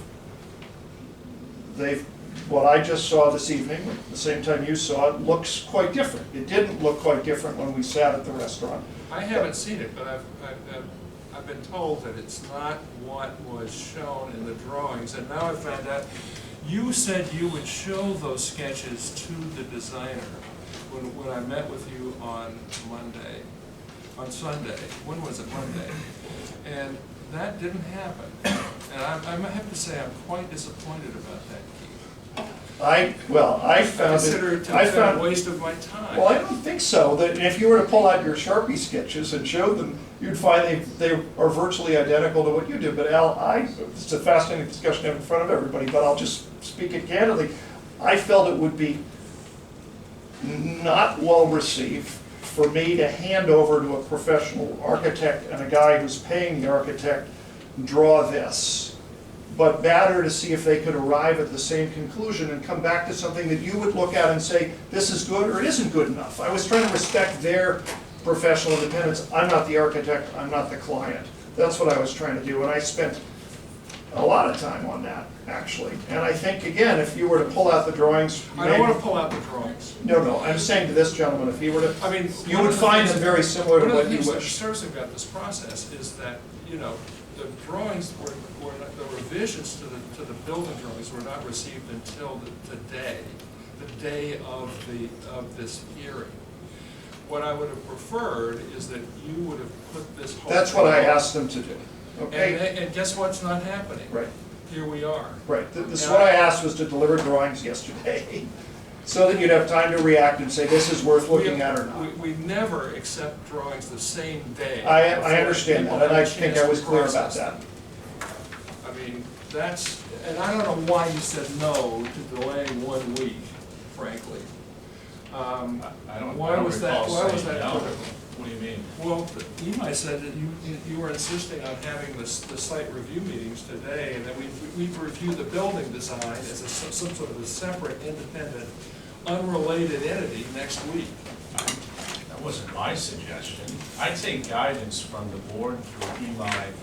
I'm not driving this process. I'm trying to... That's not, what we discussed was postponing the entire thing until next week. That's not what got communicated?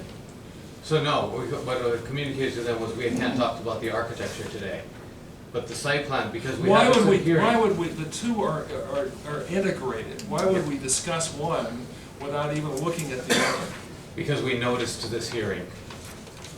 We could continue the hearing. We can continue the hearing, but with people showing up, I thought we should at least discuss. They only what we showed can. up because you told them to show up. Otherwise, we would have... No, like butters that we sent notices to, you know, and but, you know, put in the paper. I mean, this really gets under my skin, and this is part of the problem, that you work very hard on the front end of these flexible projects in order to set the table so that when we have the design meetings, we can actually work together consistently. And what seems to happen is that the pieces of the puzzle start flying off in different directions, and it's hard to keep the consistent vision that we worked so hard to develop in the first place. And I don't disagree, and I was just going to say, you know, on this particular project, site engineering is like a no-brainer. I mean, in terms of drainage, septic system, that sort of thing. So it doesn't make sense for me really to present the site issues if you don't have architectural agreement going forward, because, you know, the footprint may change and things like that, so that'll keep the site, but I mean, the site's not going to change a whole lot in terms of what I'm dealing with drainage and grading and septic system. I mean, that's one aspect of the site that we really did vet pretty thoroughly during the flexible subdivision process, and these site plans are really entirely consistent with those plans. I mean, I'd be happy to go through them, but it seems counterproductive to me until you have agreement I think we ought to continue the whole hearing until next week, until we had a chance to actually look at the building that's as revised and how it fits into the site that you're proposing. There might be changes in the grading. No, I mean, and that's my point, I said, whatever changes there are, I incorporate into the site pretty easily, but I don't think the site's driving this program. And so I think it is more a question of everyone getting on board with what the structure's gonna look like and exactly where it's gonna be situated and how the roof elements are gonna integrate into the design guidelines. So what happens over the next week with respect to the architect? We get a chance to take a look at it at least. But I think what I also heard was that these design drawings indicate 2.5 stories maximum with some breakup of the rear facade in massing so that when you view it from the field, you're not looking at a wall. I think that's one of the strong points I heard. Right, I agree. And it's a story and a half on the front side. I think the confusion on our side was that we weren't involved in the original discussions, obviously, and so we read the guidelines, and there are diagrams in there clearly that show a 2.5-story house that is a traditional house. That's the second, that's lot 2. No, but even this design for the lot 1 house, those guidelines have slope roofs, 2.5 stories with dormers. There's the section. Right. But if I could interject for just 1 second. Day 1, Greg and I got together and we started to try and interpret this. And then I followed what I thought was protocol, reached out immediately before we got too deep into, not to planning, to sit with Imai. We weren't reaching out to the board, we were just trying to get some guidance on what made sense. We presented a modern structure day 1. Flat roofs, whether you call them boxes, overhangs, we had a number of different programs that we were looking at. Never once was that diagram in stone presented as hard and fast, nor from Keith, sure didn't interpret it like that, nor did our, the town's presentation to us say, this is hard and fast. At that time, I can tell you, we would have collaborated and said, hey, we want to build something fun and modern here. This may not fit that. We still went through the process, went to the intake meeting, presented a design that you weren't favorable on. I got a lot of feedback from you. You asked what I've been doing over on Easter. Forget about Easter. We've been working tirelessly to try and satisfy certain requirements that we got from you. I got the Roby House, which I'm very familiar with. I got all types of contemporary designs from you. I didn't get the sketches. I then modified with Greg, meeting after meeting. Greg's working late, 1 in the morning, I'm getting emails, hey, how does this fit into, I was extremely sensitive to your demands. I emailed Imai a number of times, thanking Imai, hey, Al challenged us, got us to another level, in my opinion, and the program, as Greg states, continued to improve. Now what I'm hearing, after spending tremendous time, and I know nobody likes to talk about money, but tremendous money, putting people in place, now you're telling me what I'm hearing is that this criteria is hard and fast, that we can't do a modern structure, and that's very unfortunate. No, actually, what I did this weekend, what you didn't see, was an effort to meld your design, including the 2-story front wall, and not changing anything in the plan or in the sections, but bringing in the elements from mid-century modern, not only Frank Lloyd Wright, but Dave Steele, other movements, to try to lower the apparent mass of the building, accentuate the horizontality of the building, which would make it look lower. Right. Find ways with the grading on the backside of the building to reduce the 3-story wall height. Yeah. I mean, I was trying to make an effort on all of those areas to bring, sounds your design into some sort of consistent result with the kind of horizontality that we might think would be less impactful. And that's the disconnect, was you never saw them. So can I make a suggestion, and I don't know if it's appropriate, but clearly you're passionate like we are about this particular lot in this design. I think you can do it. Can we get together in a setting where we can do some brainstorming? Where we're at right now. Yeah, I think we can We've do done it. some of that. Okay. I think we can do it. I'm saying, I wish that someone had looked at that before you went too far down the road, or at least. We did, and we brought it to the town for interpretation, exactly.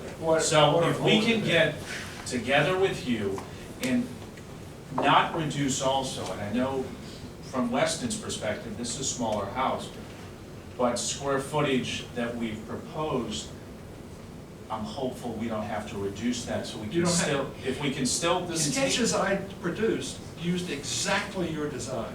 Okay. I didn't reduce by 1 square foot anything you did. But I'm not gonna do it tonight. Yes. No, I don't want to, can I just, do you want to look at where we've been, because we've been doing the same thing. No, Yeah. I do not. I Can we set up a time? It's a good solution what you propose. All Yes, right, so I think why we don't should we, Offline. can we do that Yeah, offline? Can we I'm perfectly coordinate it willing through to do that. email, through Yes. email, and let's see if we can get together. I'm So perfectly work willing is to this do week. that. Yep. Absolutely. All right, so thank you for your feedback. Yeah, no, Look forward to that I don't wanna torpedo the project, but I do wanna have a result that actually achieves and accomplishes the basic goals that we were all trying for when we did the design guidelines. Let's see if we can get there. Low profile in the first house off Church Street, understated, building up to an intermediate profile in the second house, leading to the focal point, which is the existing house. That's what we're trying for, and I think we can get there. All right, so I'll look forward, I'll shoot you an email tomorrow morning, Okay. if not tonight, and Should have showed them the as drawings. always, thank you for your Thank time. you very much. So we So continue we'll to next continue week? to next week. Can I ask one quick question then? So Yeah. this is only a proposal associated with lot 1. And as you just described, sort of the whole plan was sort of this relationship between the three. So how are we able to proceed with this without the definition of what's going to happen with lot 2? You may get to see somebody else on the planning board making the same case. I love your passion about it, Deb. No, please, don't. Bring you back. Hey. So, but honestly, how do we proceed with lot 1 independent of what's going to happen with lot 2? How are they not connected? There's a guideline. There's guidelines right there. The guideline, okay, yeah. Scroll up to the Yeah, All right, page, all right. just a page. Scroll down a couple pages, right? I think Fair enough. I think we all share the view, Not too. I didn't communicate well, but that we all spent, you and the board, a lot of time creating those guidelines. Whatever comes forward from a buyer has to fit, and if it doesn't fit, they're gonna get help, and it's not gonna happen, so that's the point, right?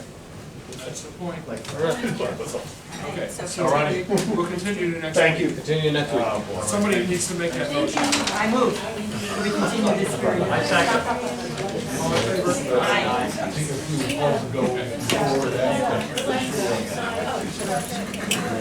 Mark, wait a little bit.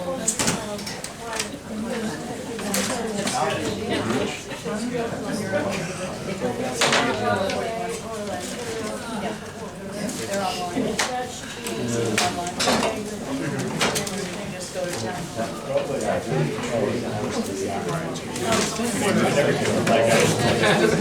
All right, switch back. Those are Thank you, yeah. Thank you. Brian's gonna use it. Oh, okay, oh, that's right. We're double teaming tonight. Most of your office is here. Very good. Okay, no. I didn't say it. Thank you. I didn't say it. John. This is what I was saying. Oh, okay.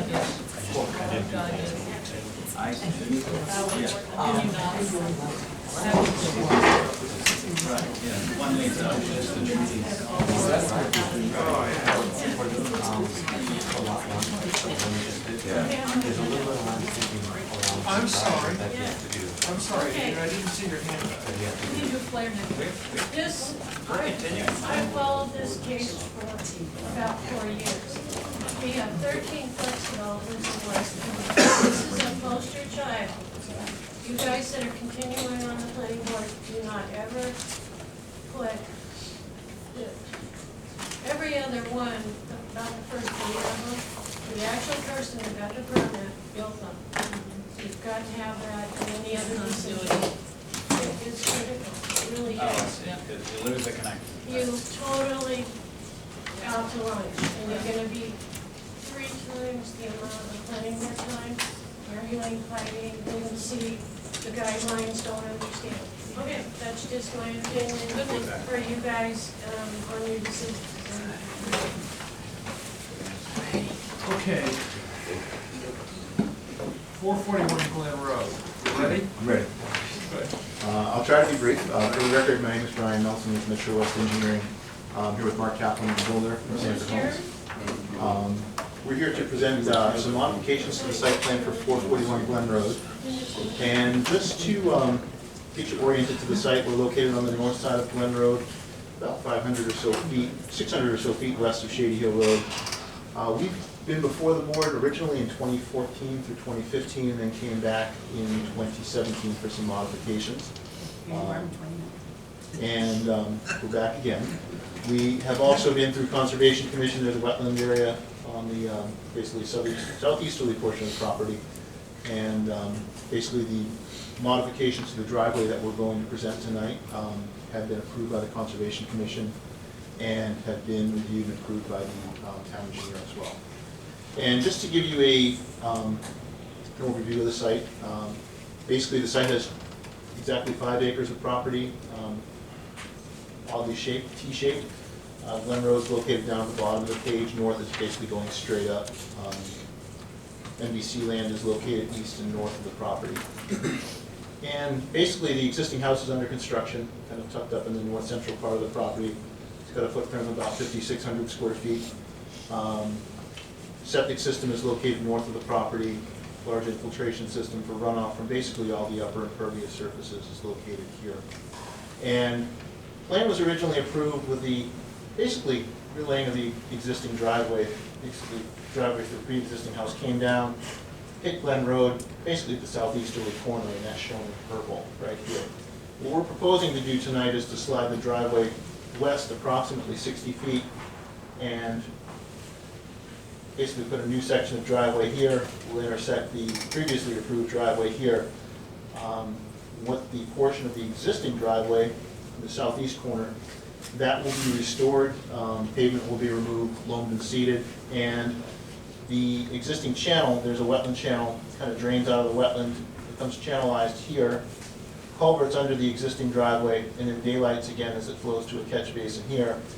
We have proposed to the Conservation Commission basically to open up, remove the culvert, restore the channel, put some plantings in. With that, I'd like to go to just a blow up of that area. And again, we're looking at that southeasterly corner. This is a 10 scale drawing. And the existing driveway is shown, it's these 2 purple lines coming through right to here. And as I said, we're proposing to move that driveway west about 50 to 55 feet. This is the new driveway. Angle, sorry, the reason for the move? Yeah. There are a few reasons actually. Basically trying to get separation from the existing driveway at 425 Glen Road. They basically intersect, so trying to get separation from those two. We've also got kind of an awkward approach if you're coming eastbound on Glen Road. So you kind of come in and you make almost a U-turn to get into the property, which was challenging as we reviewed the project with the fire department. So as we review the new approach, basically you've got almost a 90-degree turn in, so emergency vehicle access is much easier. And the proposed utilities follow getting that route. Yes. So it wasn't gonna say, not doing it wasn't gonna save any disturb, whatever that. You got it. There's more contouring with this one, right? There is a little bit, yeah. Yeah, it's a little steep. Basically, we've got a relatively flat area for about 30 feet or so in, and then about a 6 to 7% grade coming up. which is really no different. We've got a little bit of a flat area here, but then the driveway steepens up as you kind of make that final approach to the house. See a little bit better, this is the restored stream. We do have some plantings, and we did take some comments, we kind of addressed some of the comments from the site visit. Added another 8 white spruces, 3-inch caliber white spruces, basically to provide some screening up in here, and 3 of them over here as well, basically to kind of block the view of the house from the road. We did move some we had red maples and red oaks also proposed at some of our planting, so we did take some of those trees and move them closer to Glen Road to try and get the deciduous trees closer to the street, the evergreen trees further up the driveway, so you've got that elevation which will help provide some screening. We do have a bunch of stream bank plantings. There are about 45 or so shrubs that will be planted along the stream bank. That was kind of part of the conservation process, but we do have about 55 shrubs or so for proposed restoration plantings, and those will be located basically in this area here. What is it going along the Faird Street? What kind of shrubs are, Along the stream bank, we've got some cinnamon fern, arrowwood, and black chokeberry. So we've got about 25 cinnamon ferns and 10 of the viburnum and 10 of the chokeberry. And again, those will be concentrated mostly in this area. What's the ground cover? There's a lot of vinca out there right now. That grows like. Yeah, so we're going to try and control that as best we can. That was one of the things that we had talked to conservation about. What are the 3 trees to be removed? There are actually 5 trees to be removed. There's a white pine, which is right here. It's a 10-inch white pine.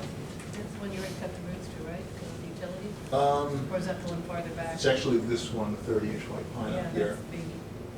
There's an 18-inch white oak, or red oak, and there's a 14-inch red oak here, and then a smaller white pine, 8-inch white pine and 8-inch red oak. Those are to be removed.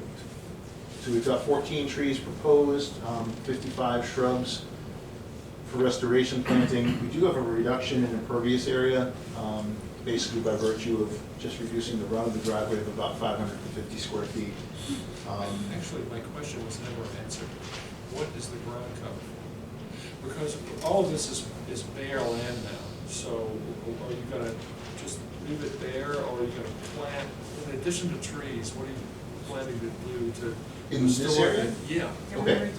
That'll be restored with loam and seed. You know, pavement will be removed and restored with loam and seed, and then this area in here, and along basically here, so kind of along the run and off the shoulders of the existing driveway. Those will be restored with hazelnut, viburnum, red osier dogwood, the red maples, the red oak, and the white spruce. Loam and seed meaning a log? No, more of a conservation mix for, again, a bunch of this area is basically within the buffer zone and the no alteration zone. So we're not proposing turf lawn, it's basically a conservation seed mix. So it won't have to be mowed, but basically to kind of respect the no alteration zone. And how does that blend in with the cover on either side of the? Well, there's going to be, there's a lot of vinca in this area certainly. I think there's some on this end too. So there will be some monitoring that will be required just to make sure the vinca doesn't pull back in. And you mentioned a lot of ferns? Yes, cinnamon ferns will be concentrated in this area. And then we've got in here, and along the westerly side, we've got some hay-scented ferns as well. We've got 40 of those to be planted as well. So they're a real ground cover, hay-scented ferns. Hoping that Right. we can kind of keep the vinca in check. And is that a retaining wall on the left side? There is a small retaining wall shown on this plan. There are numerous ledge outcrops on the property, and there is some ledge in here, so we're hoping that we can just basically shape the ledge and won't need a retaining wall. But I wanted to show something that we've addressed, that change in grade. So how tall would it be if you needed it? It's about a foot tall at either end, and it's about 3 feet tall at its maximum, which is right in this location here. On the road side is the exposed side? That's correct. Yeah, so this is the low side and that's the high side. It's a stone wall? That's correct. So when you do the plowing, everything's gonna lead off towards the wetland area in the stream, right? Well, You've got, if that's the high side on the left, and it's this got a is, wall. yeah, that's the high side. I would think there would be some, but there's certainly some room along the shoulder here for the storage of Right. snow. How, when you go up to the top of the road, is that lawn? I guess what I'm thinking of, we were talking earlier about pesticides and herbicides, and you have a fairly straight shot down the driveway where you're gonna get a lot of water. Yes, you're crowning the driveway so it'll go to the edge, but when you increase the steepness, it tends to go down, sheet down rather than going to the edge. Are we gonna be getting pesticides, herbicides, et cetera, from where the lawn itself, the play lawn is up top, coming down, going into those wetlands? Well, there is a trench drain proposed, it's not shown on this plan, it was actually an addition from the review of Richard Sweeney, the stormwater engineer. Trench drain that DPW is okay with us putting at roughly the elevation 257. That'll catch any runoff that kind of comes from this section of the driveway. That'll be routed to the existing storm drain here. Because when I look at that, I get the feeling it's gonna go the way where it used to go, which is the old path down to the stream, which is probably the way the land topography normally works. The grade is actually kind of being, this driveway is depressed as it comes through, there's actually a slope going up So on you're that not gonna side. get that? That's correct. Okay, so the erosion control is gonna stay there until everything is in order, then you take the erosion control away. Because we've seen other places where the erosion control leaves when things are almost done and everything floods because the planting isn't in. So that, the erosion control and keeping things coming down the driveway will be maintained until that planting is done. Yes, and we had also had some discussion about, basically with the new channel as well, to basically leave an erosion control barrier temporarily in along primarily the easterly side, but there's a small area on the westerly side as well too, to leave those in to make sure we don't have a wash of sediment into the channel as well. How deep are you digging for the retaining wall? It's basically going to be cut in, so again, there'll be a footing below, but I would assume it's going to be about a 2 foot or so below finish grade, from footing to about a foot or so below. Any roots of large trees near the road? Well, that's again, I think what necessitates the removal of the pine, and the tri. Were they already cut for the utility? This pine has definitely had some, these two pines have had a little bit of damage to the roots, yeah. So we won't do any more damage to It's trees chopped with the and retaining exposed. wall? That's correct. You're noting trees with a minimum of what diameter? Is this a fairly wooded area? So we're showing everything 6-inch caliper or greater on our plan. Yeah, so you'll be taking out probably a number of trees that have a smaller diameter than that, right? I would assume so, but I don't know the answer to that. I'd have to actually go out and kind of It's take a gonna look be at a it again. clear swath, but, I mean, it would be great if you didn't have to build that wall. Yeah, right. That would help a lot. And again, I think that's the intent, certainly from talking with Mark, is that And even if you did, if you could do a drywall, you don't have to go down with the footing of the drywall, you just, especially a foot and a half. You need Just to go up. crush, Crushed stone, Crushed stone. but not a lot.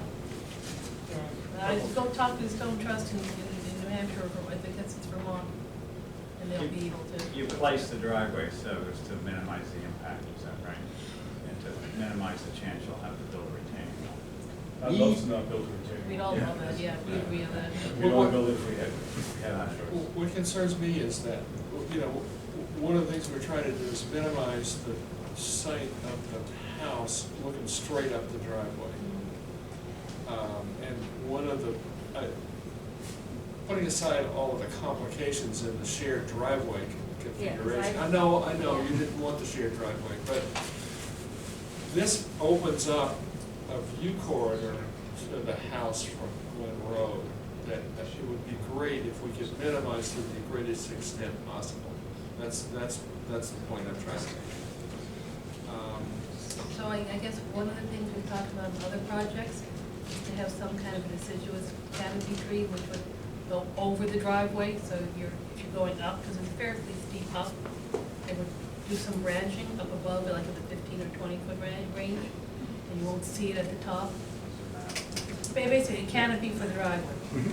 So we've done that with the red maples, kind of planted on the How side. big are the red maples? Are they the like Japanese red maples, or are they the big red? These are sugar red okay. maples, yeah, so their 3-inch caliper is planted, so probably about 10-ish, 12 feet high. at the time of planting. Why Yeah. does that one have to come out? It's basically, I think the root zone for this, I think this tree is in poor health as well. There are a couple limbs that are coming up into the property that, and I haven't been out there actually since everything leafed out, but when we were out a couple times, two of those limbs did not look very healthy. One place where we need bigger plantings to start off with 10 feet. Well, there's an error, I actually emailed you earlier, there's an error, so that he's noting that evergreen is 3-inch caliper and. Yeah. That's not the way you measure it. Yeah. It also might be nice to wait to see if that tree does leaf out. I agree with you, it's not the most sculpturally balanced, but if it is healthy and leaves out, that's still worth something. Okay. Can we see the larger scale or the smaller scale plan to see the entire driveway and what Al is concerned about? See, you're looking right up the driveway. So it does straighten out the approach as you come in. Basically, this is the existing run right now, this is the proposed. And Leslie's talking about a specimen tree that would get quite tall, is what I think you're talking about, further up the driveway. Where would it be placed? On the edge there, I mean, you want a couple By the going up. curve? Basically, Yeah, let her Yeah. guide you. Yeah. Well, I'm just saying, I'm not the driver, I'm just saying to the left, plant 2 or 3 where the beige is, one there, 1, 2 there. like right in here? Well, now on the other side, now, because you want to stay right there, 1, 2, Okay. 3, whatever. So that as you're going up the driveway, you see the branches at 15, 20 feet hiding what's above there. And I know that the neighbor's concerned about ice on her driveway, but this is farther away and they're deciduous anyway, so hopefully that all balances out. Yeah, none of that shading would No ever hit shading comes to you. your driveway. And I don't know, Kim obviously is a lady du jour who could say what it would be. We had it on Meadowbrook. A couple points, this tree will be in shadow. I don't know if that's, Kim can address if that's an issue. We're also solid ledge in there, so. That's a problem. Right, getting a tree in, That's, it's going to survive. that's not, no, that isn't. So much for that, Yeah. So the trees that we have there, we want to maintain, because it's hard to get them to regrow. Those ones have been the Well, bulwark, right. yeah. We'll hammer ledge for the 3-inch caliper, spruce trees you're talking about. We'll still have a couple feet to get the root ball in. But if you're just making them a perched area where the water's going to flood and just just be like a non-drainable Well, area. we can't do that. The water's gotta get out, otherwise Right. the tree drowns. So I guess part of it is to understand where the ledge is and what your possibilities are. If it's all ledge, Plant don't know. further up the hill. I was gonna say, could you be up where the driveway starts to curve? Yeah. Or Where you can above? find Are there trees Yeah, planted what's going on here? right in there? Because that would hide a lot of the house, but I don't know. I mean, There were the some. one approach, a good approach, I think, here is we gotta decide where to put trees when we're doing the project. I know we need to get something approved, and something on paper to get it approved. How do you approve something that's not concretely shown on paper? But it's almost the kind of thing where, we need to agree on, we're planting X number of trees of this size, and when we put in the driveway and we see where the ledge is and all this, we put it in the best place possible. You mean field location with Kim? With Kim, yeah, with Kim's in, Which we do all the Yeah. time, yeah. This You was do a little- specify. This is a little bit of a more difficult challenge though, so. and screen the house, I want the house screened as much as you want the house screened, so, I wanna look at it. I do, I wanna live look next at to it, and it. it's I gorgeous like to look house. at it, but It's that's a beside the beautiful point. house, and no one's gonna see it more than me. Yeah, okay, good. yeah, so we ran a number of trees on Brian's plan, and with Kim, we'll figure out the best place to put them. But do we wanna specify like a specimen deciduous? Yeah. and the number of the caliper, and also Yeah. where they would like to go, and then see how much they have to deviate. Yeah. Because you just say, put them X, it'd be nice if we could locate where we would, if everything is good, and God's in his heaven, they will go X. Yeah. I mean, feel it. Are you okay with that? Yeah, one other suggestion is, we have kind of a standard practice of these wooded areas, instead of having mulch down, we've got leaf litter mix with seed that has woody specimens in it as well. That's a good So, idea. we could do that to kind of, and that has Yeah. tree specimens in it as well. Naturalize it. Naturalize it. That was similar to what we had proposed along the stream channel, so we could extend that out a little bit. Yeah, that's good.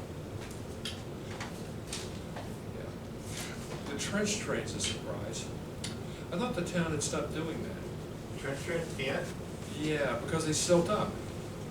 Well, I mean, the town doesn't do it. No, but they stopped Requiring requiring that. That was a standard requirement about 5-6 years ago. Oh, yeah, to put it across, but they evolved a little bit more. So they don't silt up anymore? No, they're just the town on their thinking, like, that used to be like their. That was They standard. Yeah, that was, every. And they all silted up. No, they started to listen to the engineers about like other ways of kind of doing that. So that one is like a remnant, because this one's been around for like so long, right? Like the French drain, or did we add that? Is that the We one? added that as a We result added of- that from meeting with Richard, because he's Yeah. redoing the land. Yeah. And Yeah, the town's run new drainage pipe and structures up Glen Road, so, they wanted belt and suspenders, because even though that driveway doesn't contribute to Glen, because you get etched off, right? that's correct. Glen is a mess. Yeah, it's the That's part of overall Glen's drainage. I think I don't want to speak for the applicant, but we didn't want to have to try to convince them of that, so we said, how about a trench drain across the top of it? Okay. Yeah, that's the one they added recently, because with Richard. Yeah, we met Richard at the site a couple times to kind of go over the location and the connection. Yeah, We met in the office one day. Yeah, we too. met in the office one time too. Questions, comments? Audience, any questions? Yes, sir.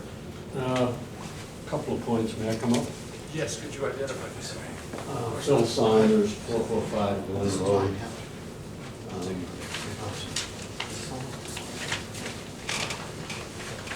That's us. 2 points, one having to do with plantings and the other having to do with lighting. I suppose by way of introduction, I would say every few months in this project, I get a call or email from Mark. I'd like you to look at some plans. And I know then with perfect certainty, some part of this project is creeping closer to us. This is no exception, but I'm not going to comment.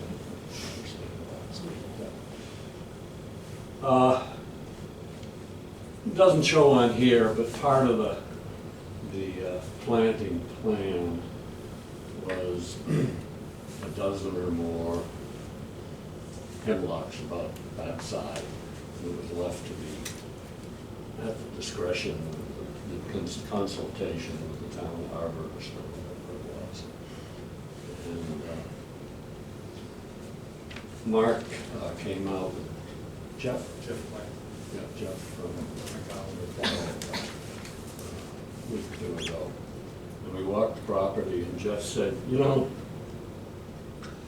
rather than taking a bunch of hemlocks and scattering them down the bank and putting them out onto the property, you'd get a lot more screening if you just got a smaller number, but much taller, of the Siberian spruces, isn't that what the big things are? I'm not sure what's, yeah.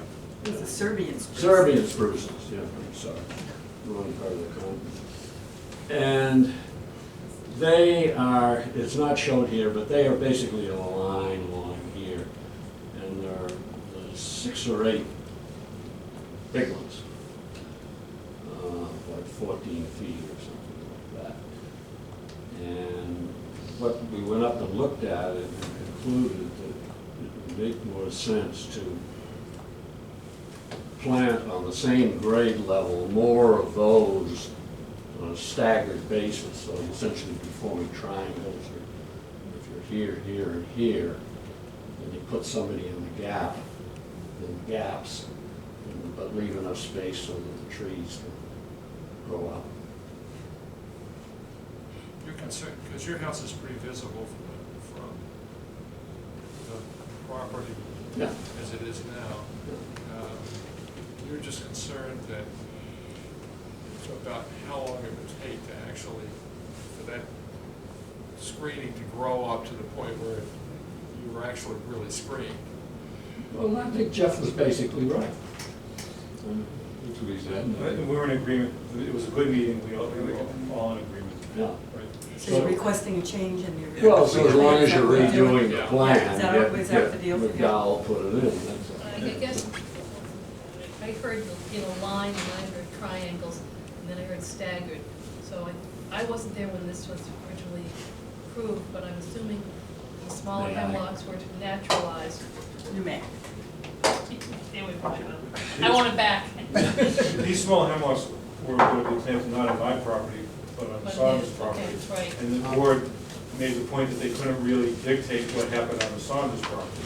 Okay. So Correct. as good neighbors, we said, well, So that's gonna go on his property. right, we've agreed that You'll take them on. it better that we have, I think we had 12 or 15 of these 6-foot tall Mhm. spruces, and now we're saying whatever the dollar value of that is in the ground, the Saunders will get more bang for the buck Mhm. if we have 8, let's call it 8, taller trees on my property. Right. We'll And do that, more that, screening. right, that I understand, it's a layout that I'm waiting for the model. Another post, if that's the road, Yeah. and the arborists figure out that's the distance In they order to want get to a be good screen, apart, yeah. With you. then you go like that. Okay, so So- you are getting some staggering in Yeah. there. Yeah, and it- essentially a second row, but keep them far enough apart so they still. Which again, when it comes time to plant, we'll set the trees on the ground, and Mr. Saunders will be involved. And you'll stand And to make and sure he'll say, that's the move it best part. 2 feet and 3 feet, and we'll say, sure. and- Yeah. What To what was Tony's in our point. decision was that the two of them would come to an agreement on the number of trees planted on the Saunders property. That looks like But- you've already agreed. So that was already dictated in the plans. We gave Yeah, you we our- have to we modify. We started didn't sign off on that because Yeah. it was off, not on It's not our the property property. we were considering, so. Well, anyway. Yeah. What's The happening now? outcome is good. What needs to happen is a revised landscape plan that shows the change in the screen planting I'll return these things. that you're talking about. I guess part of it Well, is. it actually does say we own 15 trees. Yes. All right. It does say that in Yeah, the but- order of conditions, and now we Okay. just, I know, so where are they gonna go on your property is the question. And also They're the not number gonna will go change, on- it's not 50. no, it'll be on my property. Oh, But they've already agreed, you've already agreed. We've already agreed. And Yeah. we're- It's just that you have to have a drawing that shows. Okay. Where it is for the record. But there's a nice, it's graded out pretty flat. Dangerous, huh? Wilson Bank is cheap bulk. Graded out fairly flat here.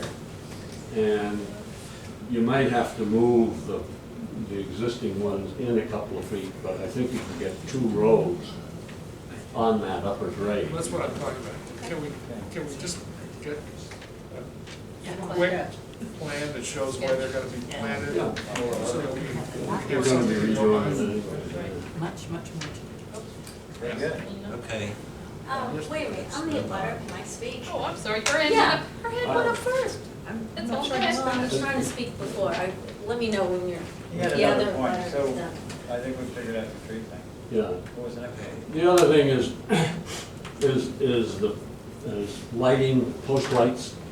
There's one down here at the entrance, there's one part way up, and there are 3 up around the house. And I've suggested, and I think Mark agrees, that it makes sense to do with people on the other side of the street, is we could put them on motion detectors. And if you had them on individual motion detectors, you nose your car in, it goes on, you go up, it goes on, you get up here, and then they go off after some respective period of time. The ones up the driveway, I think it's a great idea, putting on motion detectors. The ones right near the house, people living in the house may want those lights on more. If I remember right, it's been a few years since we last talked about 441. I think the board said they couldn't dictate how people switch their lights on and off. I don't know if there's anybody's on. But certainly I agree that the couple lights going up the long portion of the driveway, motion detector makes wonderful sense. You know, people may want to leave them on. I mean, that's why we have light pollution. and CO2 output. Yeah, we don't, Not really needed. we don't typically, especially for house-attached lights, Well, they're not attached, Well, we have no they're, problem with it, right? they're, If they want to. one of them, I can't remember, I think You they're, don't want to. You don't want He to. doesn't want I to. don't. Did one at the bottom, I thought you didn't mind. The couple at the very bottom. Okay, so there's some agreement. But there's right immediately in front of the house that maybe people would like to keep on. Yeah. For whatever there reason. are three in this area Oh. here. Okay. just the timers, Mark is okay with on the driveway. It's the Here and lights here. associated with the With the house house. itself. Motion to It's table. three, they're not attached to the house, they're sort of out in this area, so. Right, people may want those, yes, it's on. Yeah. Agreed. Well, those are Yeah, this high. Those aren't the spots. Like There the you lights. go. Is that all there? Yeah, They're, they're not poles. they're like Maybe big, we need to continue no, this. path lights. Yeah. Okay. Just because, we've got this huge list and All right. people still want to talk and. Wait a minute, we hit, there's somebody. I know, Right, I'm saying we right, have like- 2 more people who Well, want to talk. This is Lucy half of wants to my- talk too. No, go ahead. Okay, this is half of my driveway. So, I share the entrance of the driveway, Marcy Goldsmith, 425 Glen Road. Okay. I've lived in, we bought the house in 2009, we did a lot of renovation, we moved in 2011. I've sat there and I've watched that property for a long time. There's not a picture, oh, you can see over here, right in here is my office. I look at this house all the time. Nobody is going up and down Glen Road and is gonna see that house more than me. And the first thing I have to say is the house is gorgeous. I'm thrilled to be looking at the house. I'll be more thrilled when the construction is over. I think that there's a lot more issues to consider with visibility and safety that supersedes seeing this beautiful house from Glen Road. Okay, and I really get upset hearing you say, well, we can't see the house. But when I see the pictures and see all these trees and say, but you guys don't have to plow the snow. You guys don't know what the lighting looks like. You guys don't know how fast people are driving up and down Glen Road, even in the bad condition it is. So I wanna, when I hear, let's wait and see what the property looks like and where we might need them, and let's put in less trees. I think that's the best plan to consider. And some of these other things, coming up with a number of trees, I think is ridiculous. Like, I wouldn't want, you've already heard me say, I don't want anything that's gonna shade my driveway.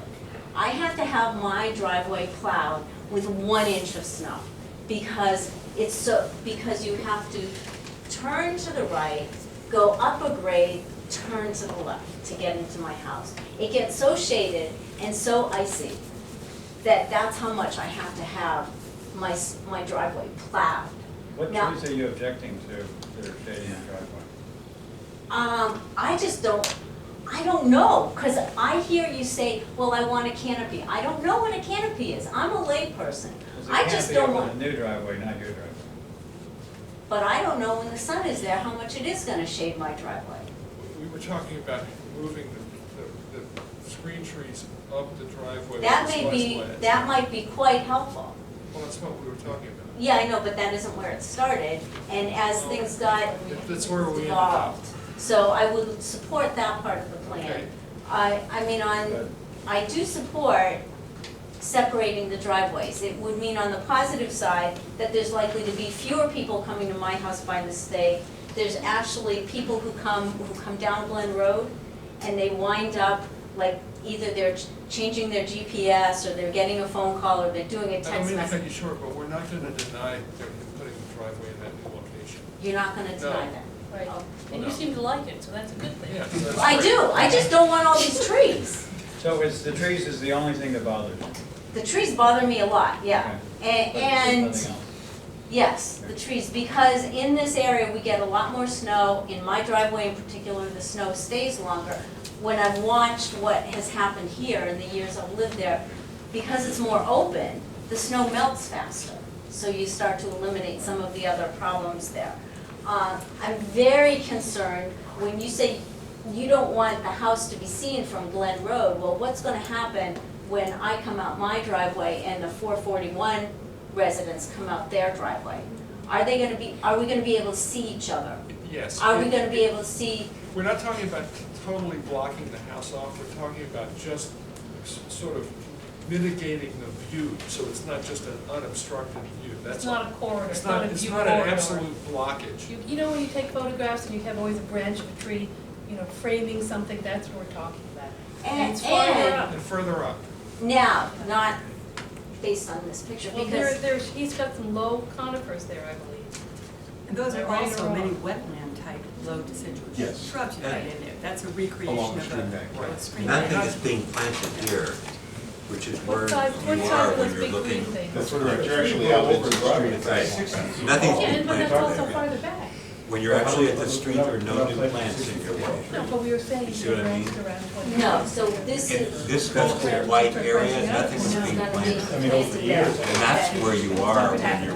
When you're actually seeing, because I start to hear these conversations and it's like, you're gonna obstruct the view and there's gonna be an accident and it's gonna be very uncomfortable to be driving up and down.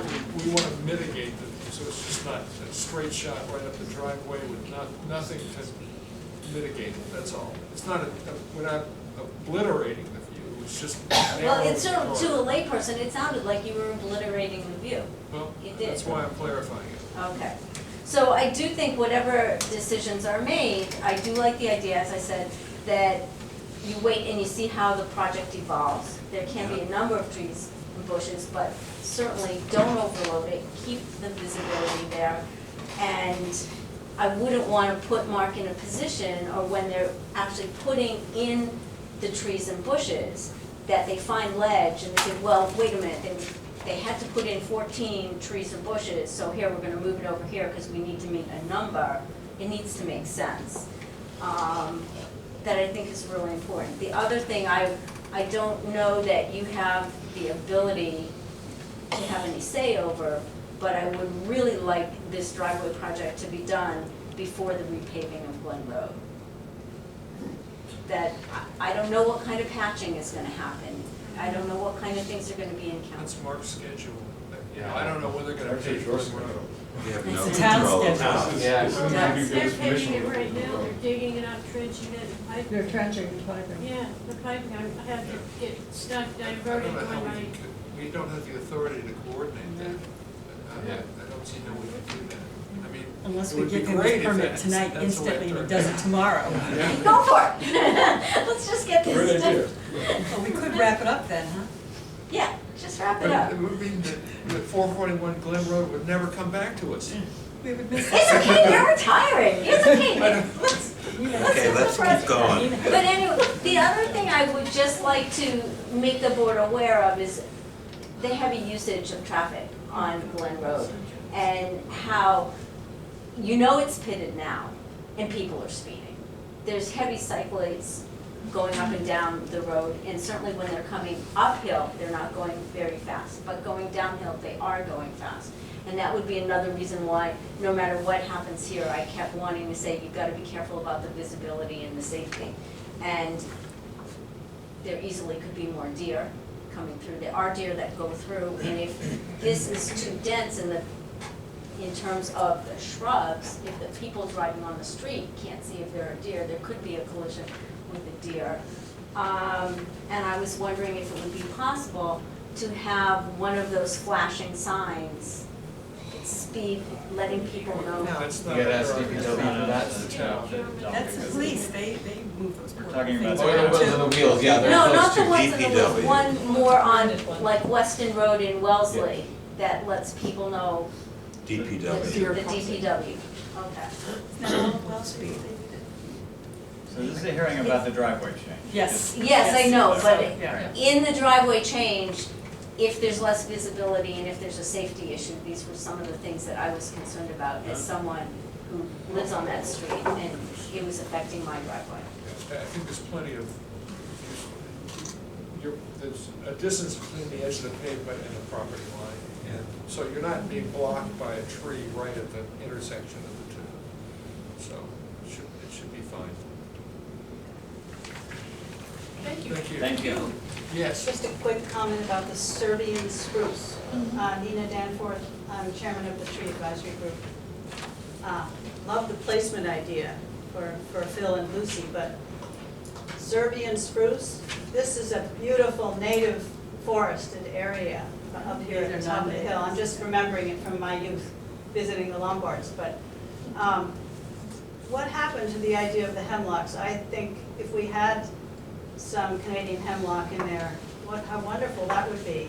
Couldn't we have some small hemlock on the Saunders and mixed in with the Serbian spruce? But to introduce from, aliens is not what we're about. We're trying to promote the natives. And I know hemlock has some problems, but they can be dealt with. And so I just want to encourage natives rather than Serbians. What is that glaucous blue pine that stays green, stays clothed right down to the base and tolerates deep shade? I know the reason we're using Serbians is because they actually can grow in this shade. Yes. And also because they don't have to be sprayed 3 times a year with oil. I know there's some good aspects. Right. For habitat, it's zero. I Zero. understand, yeah, so maybe they can land in it. But what is that white? White spruce. No, it's a pine tree, and it's Vanderwolf's, the Vanderwolf pine, and it's fast. That's a limber pine. The limber pine, right. And they're pretty, and they grow in shade. Are we talking, I thought the limber pines were the ones that you grow in full sun. Was that just a fast form white pine? Yeah. That's another one then. And they're not expensive. You can find them. But So what are we talking about? we were just talking about. No, we already have a planning plan. We digress. We're talking about changing species. When this revised landscape planning detail comes in from Mark, are we talking about changing from Serbian spruce to something that's more native? Is that the request? I'm just trying to figure out what the request is. Is that what we're talking about? I'm just suggesting you don't reject entirely hemlock, because it's a fantastic. Can you discuss maybe putting some hemlock in and some Serbian spruce and see if you can come up with something? That's what I'm trying to I would send determine. that. Yeah. That's all I would. But that's different from what you're talking about. Yeah, that's a at the whole- top. Right. What kind of trees are those? This is not a part of the driveway. It's not a part of the driveway Right. change. We I have don't a- think we should explore this a lot. Yeah, why don't you come back to us with a Exactly, I think it's proposal? another Yeah. meeting. Yes, because. Well, rather than have another meeting, No, it's 10:30. We got 40, We got a lot to more do tonight. no, It's really hard to. Let Phil, you have a suggestion. well, the proposal is, can we accomplish the screening with some or more native species and not just Serbian spruce? And I'm perfectly willing to have a dialogue with the arborist, Mark, or He said, well, landscape architect, actually, Phil. Sorry. somebody who knows something about it as to what they're doing, it accomplishes the same thing. Then incorporate that in the plan that you approve. I'm just suggesting doing that rather than everybody coming back to another meeting. All right, so there's a request to modify the planning plan, The plant species. which wouldn't require another meeting. That's just working through Kim and EMI. You're right, Tony, that's a separate issue from the Yes. driveway Yeah. change. Right. But Yes. it's an issue that could happen.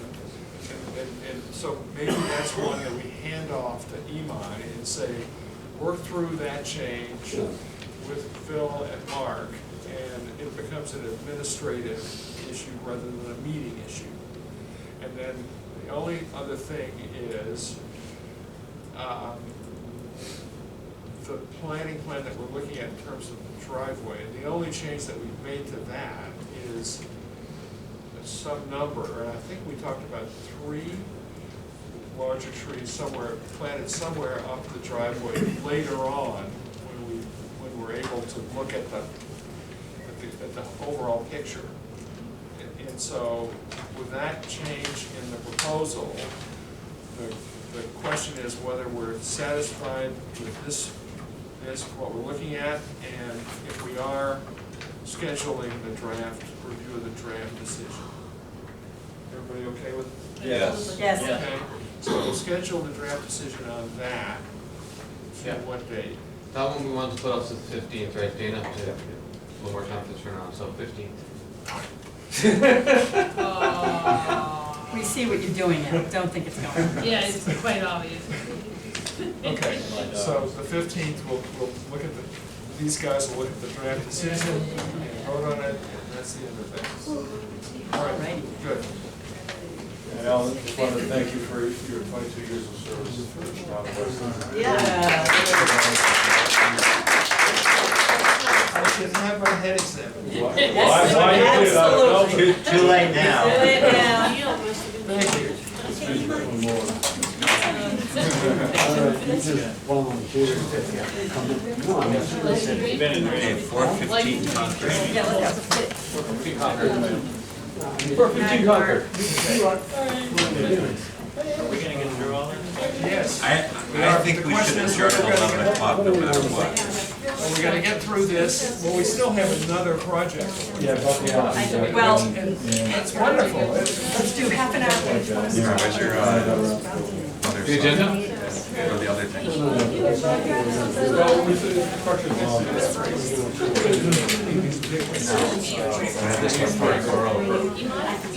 photograph the wall? Actually, I think we just reference this to see. Thanks, I can leave this and pick it up. Oh, that's fine. Yeah, that's right. Perfect. Thanks very much. Appreciate it. Well, no, I'm gonna go and do it, but I need, if it's not clear, I need.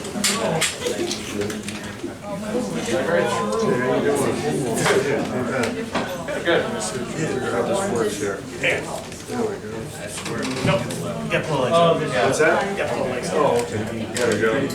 Feel along Yeah, that. the twist, and then you. Oh, is that what it is? That's what I thought. Yeah, you About both. 44. Again, they're all here.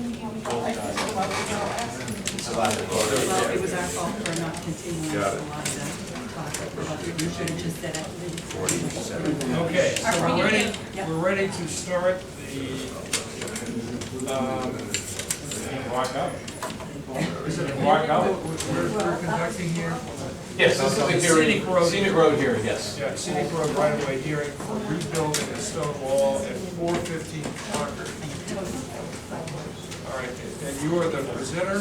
Yes, Greg Bellows, Bellows Associates. All right, are you a designer or the What's that? stone wall builder or? Designer. Dana went to. The designer? Dana, sorry, yeah, Dana. All right. So, if you can do it as quickly as possible, we'd appreciate it.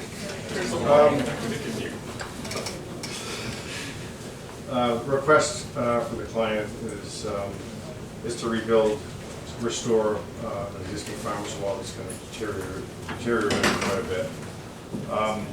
The original plan had a cobblestone apron for the entrance, and that didn't get approved in the original approval of the project. The house is very concealed from the road, unlike a lot of the homes on Concord Road.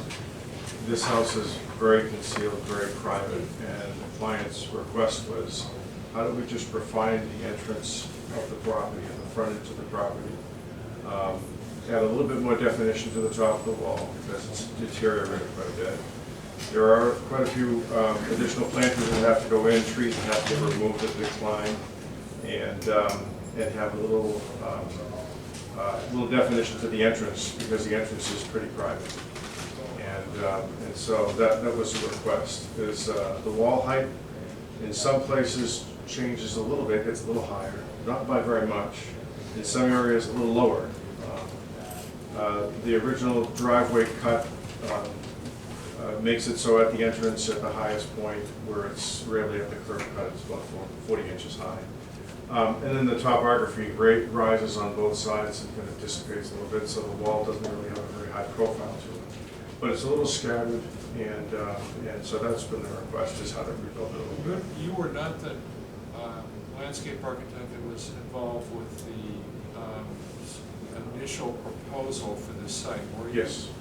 Well, you already had several proposals for this entry. I had one proposal for the entry, which was just a cobblestone apron at the entrance. No, you had planning Oh, it's planting also. So You're talking what is about it the project as a entry whole? that's a problem? Excuse me? What is it about the entry that you didn't cover before that you want to cover now? Well, actually, when we were doing the original proposal, we actually made a request saying our intention was to rebuild, or restore the farmer's wall at that point. And at that point, the request was, we're gonna shelf that and pick it up another day. And you have to talk to the DPW, and it's kind of a separate item. And the client's request was, we need to move forward with this project. I don't want to stop and have to delay the project at that point. So we decided that we'll pick it up later on. And so this is just kind of a pickup of a detail that we didn't get full closure to. During the original proposal, there was a lot of balls in the air at that particular time. And so that's been the request. It's, our ideal scenario is, because we're under construction, is to be able to plant at the right time of the season. There are trees that are in decline that have to get removed. We want to make sure that those get removed at the right time, so we have plant materials that are going to come in. Some of the roots on some of the trunks are really close to the footprint of where this farmer's wall is, and so at some point in the, kind of the logistics of construction, if any remedial work on the wall is done at the appropriate time, plant beds are prepped, and materials installed. So rebuilding this wall will necessitate taking down some trees in the right of way? No, the trees actually have already been approved, and that's on the property. And so it's, you have right of way, farmer's wall, then you have some hemlocks, or understory hemlocks that are failing, that are in decline, and so the number of trees that have already gone through the tree removal approval process on that. And so, really to simplify it, it's really, it's defining the top of the wall, this kind of little swaths. Why don't the pictures say 1,000 words? Yeah, can you just Why don't we show get us? the Sure. Yeah, language hold on, onto the hold on, picture? Yeah, So, because I went to go see this with Dana, and I don't think we made it. I apologize, I Yeah, wasn't that there, I was didn't not understand, I helpful. didn't know you were there, I was about 10 minutes away, but that. Because when we went there, I think that it is a farmer's wall, which gives a whole beauty and some character to that whole area. Yes, there are places where a couple of big stones could be nudged back into where they should go. Yep. But to rebuild the whole thing, I just would be a shame. It's not as much rebuilding, it's restacking some of what has Restacking, fallen. for instance, Okay, so that's really what I'm kind of Right, defining. and right there, okay, I see a couple there that should be, put back on top. Yeah. And those are the kind of things, I don't know if that qualifies as touching or not touching or whatever. And I think we talked about is there a mailbox or something we talked about, Dana? It's right here on the mailbox. Up, I believe. Yeah, up to the mailbox, had deteriorated more, Yeah. and that could take a little bit better stacking. But everything else, it's a couple of, boulders here, a couple of boulders there, and, you're good. Just to clarify things, the project as a whole really has had a really soft touch. I mean, when you go into the property, even the integrity of all the masonry work done on the property is really old, rustic, Right, so reclaimed stick material. with what What you do got you want there. to do? I don't understand. Well, Show us what you want to do. The picture of the Campion Center wall was, I had sent one picture of a wall that was rebuilt a few doors down. To be honest with you, that would probably be, that's more formalized and also. Yeah, it's way Yeah. more formal. Yeah. And so, To have that flat surface on the top is not like It a doesn't farmer's go rubble. well. Yeah. Yeah. So, should have shown that first. so restack Just exists. restack what you got. I mean, the charm of what you've got is wonderful. One question is, how about at the entrance? We're at the break at the entrance of the property. There's a little definition to the end of the wall I mean, if- there. You get any really, really large boulders? you We can do, maybe move into actually, place? yeah. I mean, Just have it Could- fade well, back in. to have it fade in. Okay. I mean, obviously, at a certain point, it's your wall, but I think you'd want that same character to come around, so it feels like your entrance to your property has been there forever. Yeah. That's. You don't want to It's just, right now, they're looking at it like, it looks like it's just falling apart, because there's stones that are all over the place, and the idea is to really, it's not rebuilding, it's, in a sense, it's like restoring and restacking. Well, restoring scares me. If you want to restack, leave the existing base that you've got, et That, we cetera. wouldn't be touching the Pick existing it up base, just to Right. clarify things. And Not the top, bringing in stone. the top would be Have a little meander to it, Right. so it's a not lot of really tight meander, arrows. because it You doesn't don't want a have flat top. no flat It would top. look just like that. Yeah. Yeah. And actually, that's the way all the are up and down Sudbury and Yeah. Concord. So that's what we like. Pretty Okay. easy to see examples. Good. So at the entryway, and this would be all material, because there's some beautiful aged old boulders on site, and that's what we would be supplementing any of this work with. Between the house and the barn, there's some really nice material. Great. Is That's to good, yeah. kind of mark the entryway with some stone that has integrity to it, and at the end of the day, it looks like it's been there. And Forever. I That- think that's it's better, really- what she's recommending is better for the house too, Yeah. not just better for the scenic road. Diana, you had a question? Yeah, just a point of clarification for walls and maintenance of walls. I know, I guess this is part of the site plan review. I don't know actually if it's part of the stone It's a wall. scenic road permit. Scenic road permit, okay. So when you have stone walls in general, like, I was under the understanding that you were allowed to maintain your stone walls. Like, are you saying that In the right of way.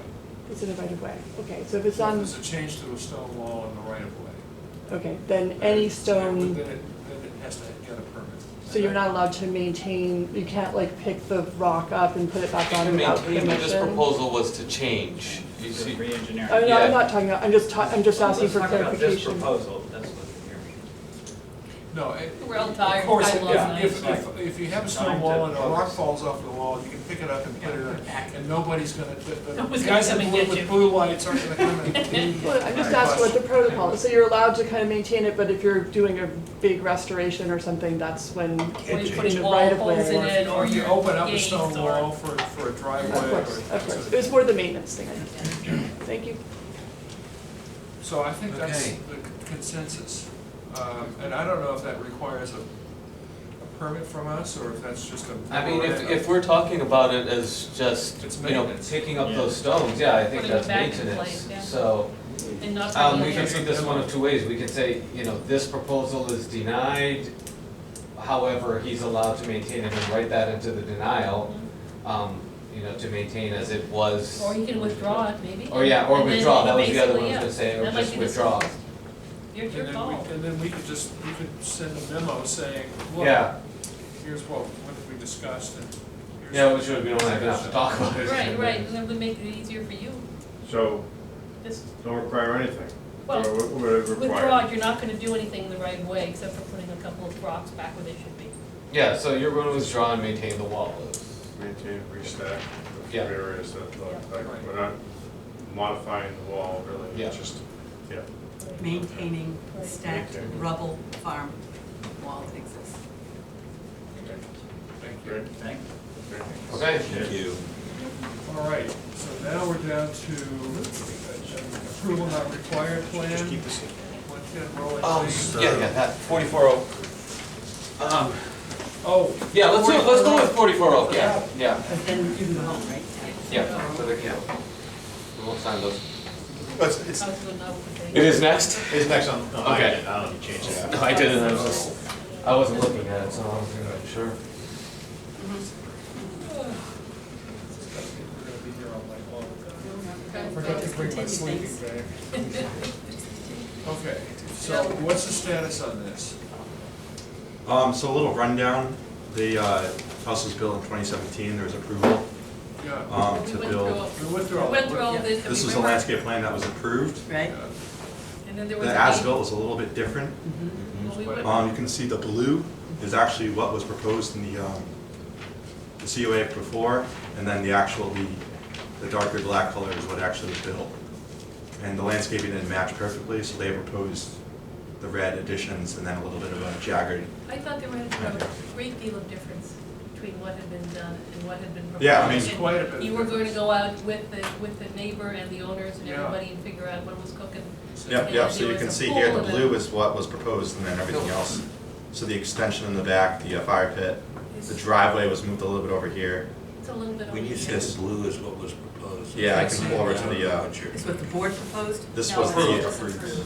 What was Blue was approved? what was Oh, okay, thank you. it's just hard to put them side by side. Where is the blue? There's There's no blue in that. That's, Right there. I see Yeah, like this arrows plan. in blue. This is the plan you wanna look at.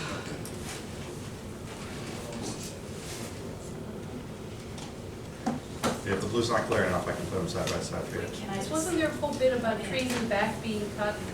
Just, Can I do Dana, it actually, right just now? put this one up full Yeah. size, Yeah. and Kim can Kim walk will us through do it. it. Boom. So the blue is what was approved. Do you see this line here? With the driveway doing that, and then this was what was approved.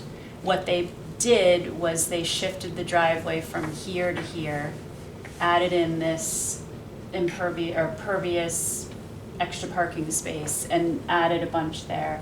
So what we asked for was to get rid of that, Yep.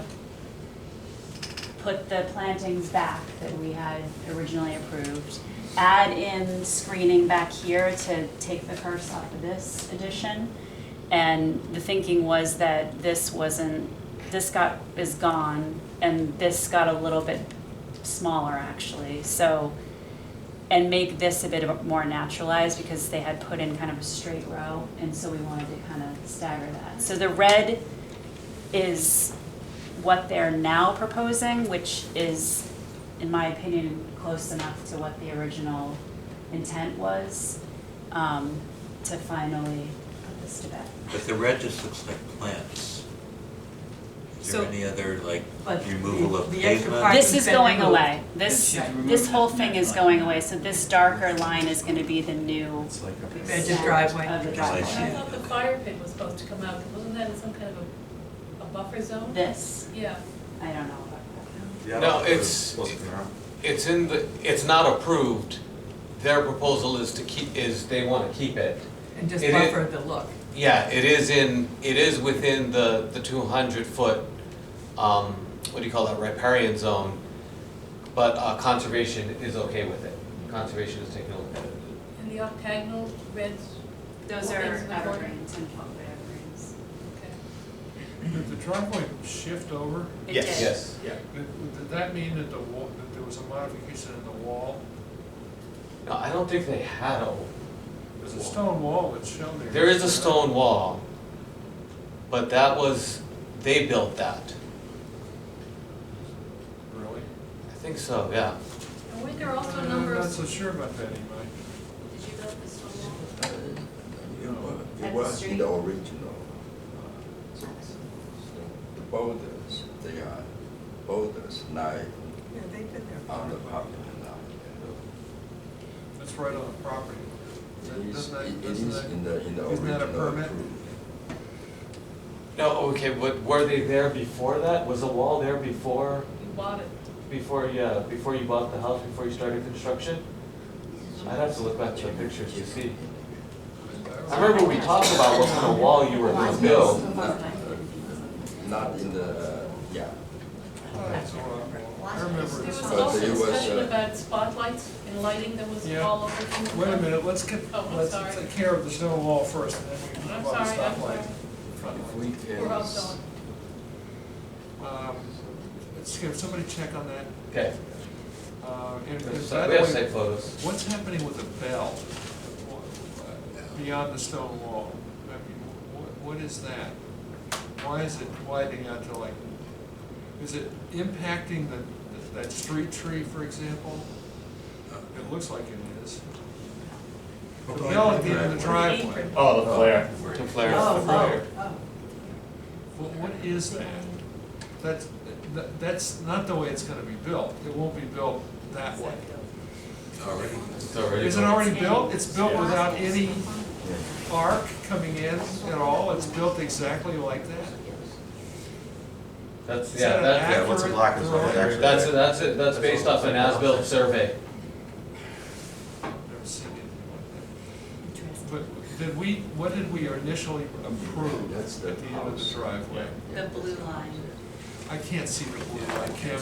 That. This was the approved before. We'll if go I back to the other separate it. one, I'll outline it. Go back to the other plan.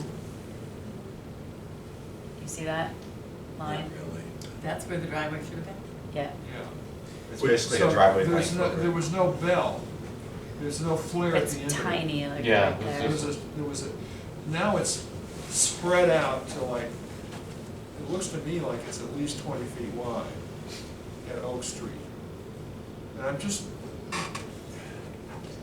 why?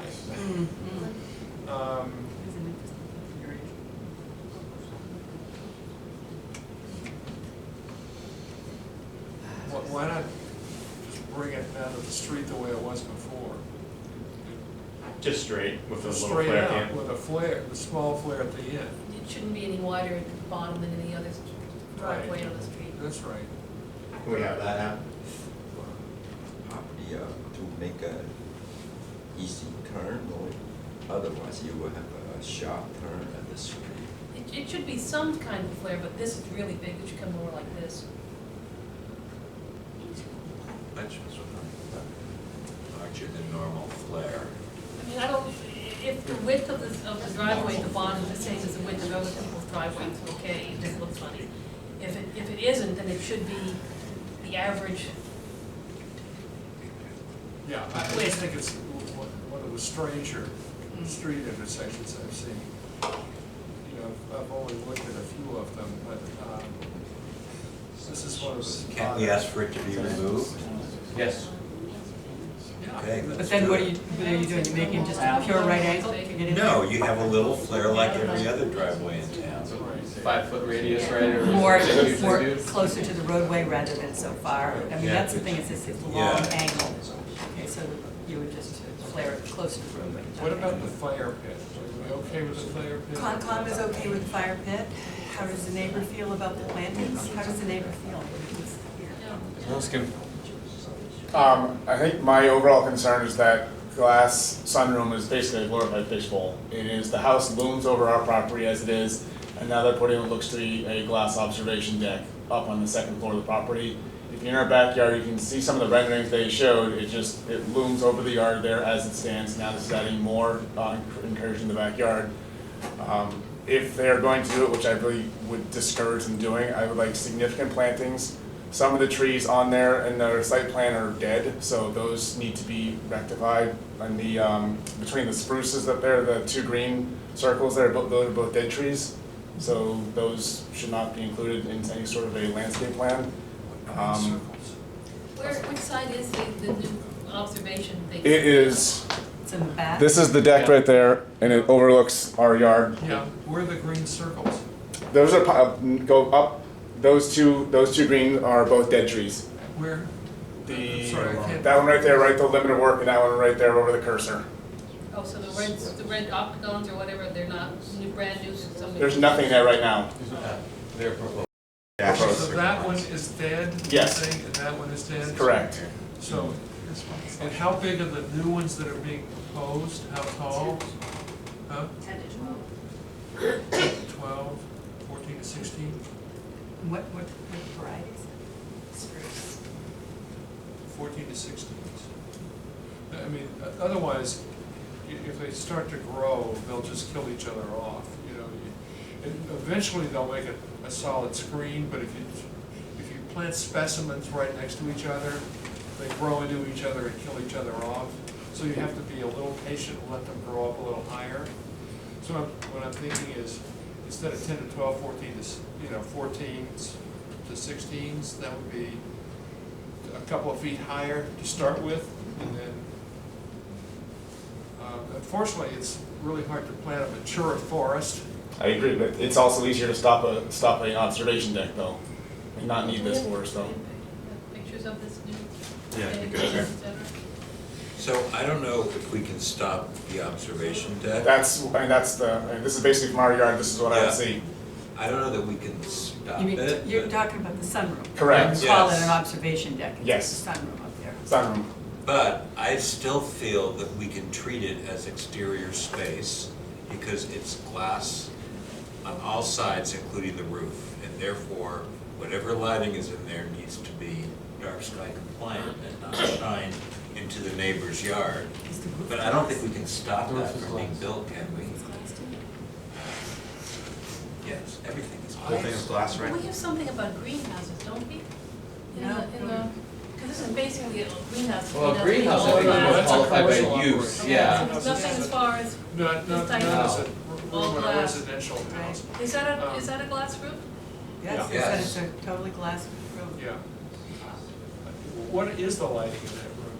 Just out of curiosity, does anybody know? That's a very good point. You didn't propose a lighting. Is there a lighting that you have in particular for the sunroom? Only one with these two. No. So you've got a pendant hanging on there or something? It's a shield. So the pendant, it's one fixture, it's a pendant fixture. They could bring light, they could bring a lamp, and you can't, it's inside their house. But it's an entirely glass exterior. I think we have to treat it like it's an exterior room. They are not opaque materials. It is not a typical It's like a floor. enclosure or envelope for a house. It's just a whole other animal. It's closer to being an exterior room than an interior room. Right now, there's one pendant fixture. So we just say the pendant fixture Has to is be a dark building sky attached compliant. fixture, it needs to be dark sky compliant. It's not that big a As deal. far as it goes, and we don't typically worry about lamps, you know, on terraces or anyplace else.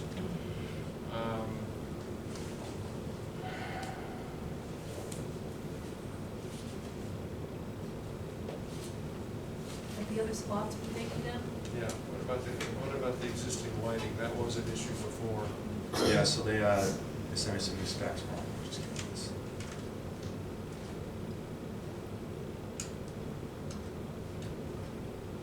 So these are going to be above the garage. It's already implemented. There's I can go back to the plan. There's one, two. There's actually a third one in the middle that actually isn't lit. They have 2 lights in the back, which are separate from the one I just showed, and then 2 in the front, which look similar to this right here, which is also dark sky compliant. Where's the fixture?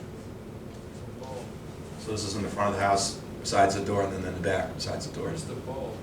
The bulb is up above. It's in the housing? It's right about there. It gets too fuzzy for Steve. Can't really zoom in for some reason. As long as they're dark sky compliant, That's fine. what are the total lumens? What's your total lumen count?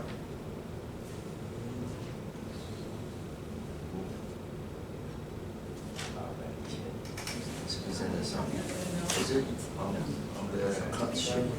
The total. Overall, the Adding lights. all of the lumens. Oh. Do you know what, do you have that number? It shouldn't be any. It shouldn't be above 18. It's pretty below. What's- They don't have any Dana, path lights or Dana, anything. Dana, the spotlight we were taking off the lights. Yeah. Yeah, we had the. Yeah, I went there yesterday. In the original plan. Do you have the original application? In the Just- original plan. In the decision, can you list the total number of lumens? Yes, we can do that. Okay.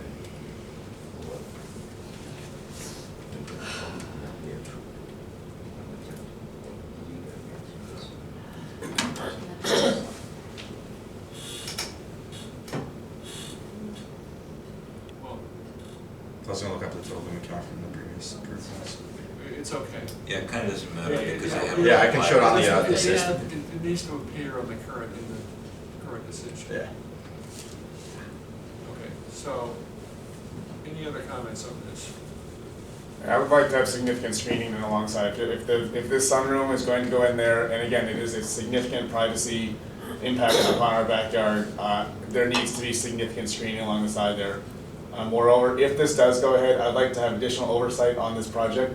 They have repeatedly ignored various things. They've not built what they've proposed. They've violated construction hours for time after time. They've clear cut the wetlands. They have just not listened to what the town or the building laws have said. And I'm very frustrated at the fact that this process keeps going on because they don't listen to what the rules are, and I'm the one that has to be the policeman for this one. I mean, there's a fire pit out there. Is it a gas fire pit? I have no idea. Was that inspected? Was that plumbed in? I don't know. There's piers at the end of the driveway that were also, as part of earlier meetings, said we don't want piers there. Oh, really? Those went in, yes. Piers at the end of the driveway? There are piers at the end of the driveway as well. Come on. Are they still there now? Yes. Dave? Yep. Oh, we never. Somebody might have mentioned it. There's also an irrigation system still in the backyard that was not approved. The irrigation system we checked out, There's there's no still sprinkler irrigation heads out system. there. Next to the fire pit, I can see them. They're there today. The irrigation system, we double checked that with the building inspector, there's no irrigation system. So what's the sprinkler head up by the fire pit that's still visible? I don't know what that is, that's, Well, were you out there today? No, I was not out there today. And there's a yellow little irrigation flag next to a sprinkler that popped up, you can see it. Was water coming out of it? Do you have an irrigation system on your lawn? No. They did, they removed sprinkler heads. Out of the ground. So that's, the hose is under the ground, that qualifies as But an never- irrigation never system. Never what, please? Never connect to water. Never connected. Connected to water. But you it do could- have But it. it could connect to water. Yes. The hose is under the ground, buried under the ground. Why'd they put them in if they were never gonna be connected? I see the reason for your request. Well, the building inspector's the enforcer, right? I think we should say that the piers have to come in. Oh, yeah, the piers are gone.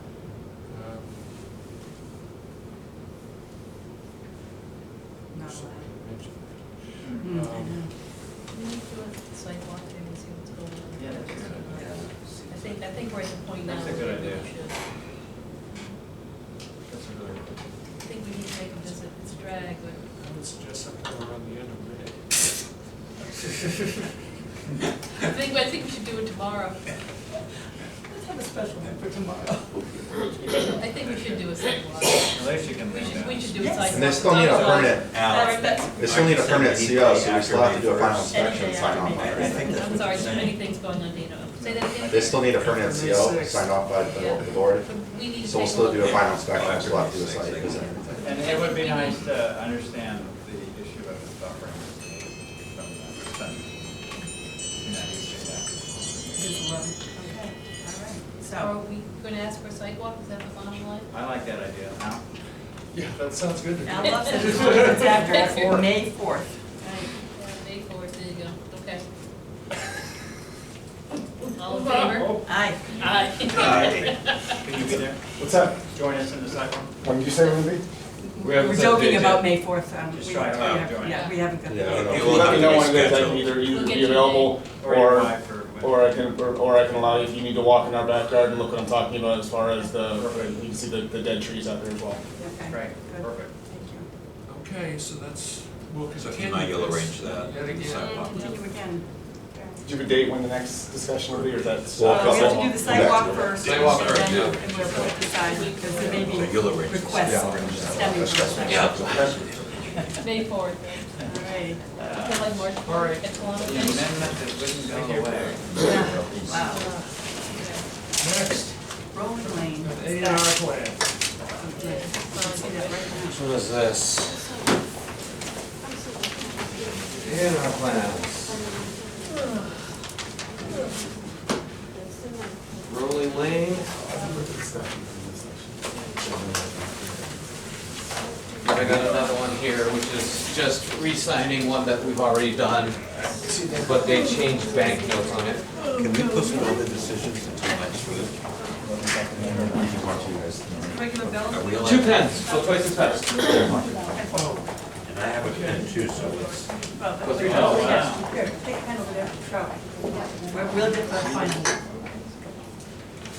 Can we postpone these decisions until next week? It's only 1 week. We made a mistake. We should have Melted. Yeah. Melted. We can postpone those two. Good, All right, good. postpone and. That's enough, isn't it? Can we, we'll just vote on May? Because I'll do the second. Yeah, that Go to the next one? Wait. My turn? Oh. Oh, okay. Take that pen. Can't wait for the time. Do you need 5? What's that? Oh, no, technically you only need 3. Great.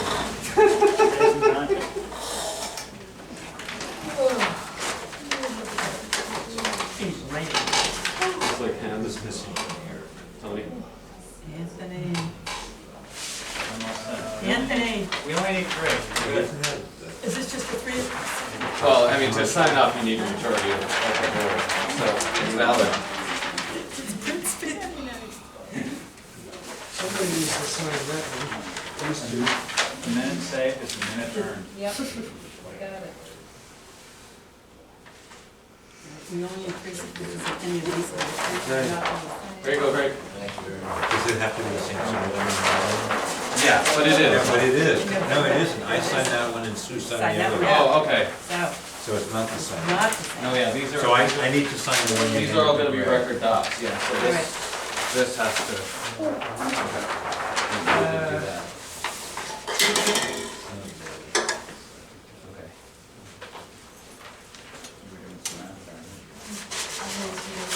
Okay. Okay. Now, There you go.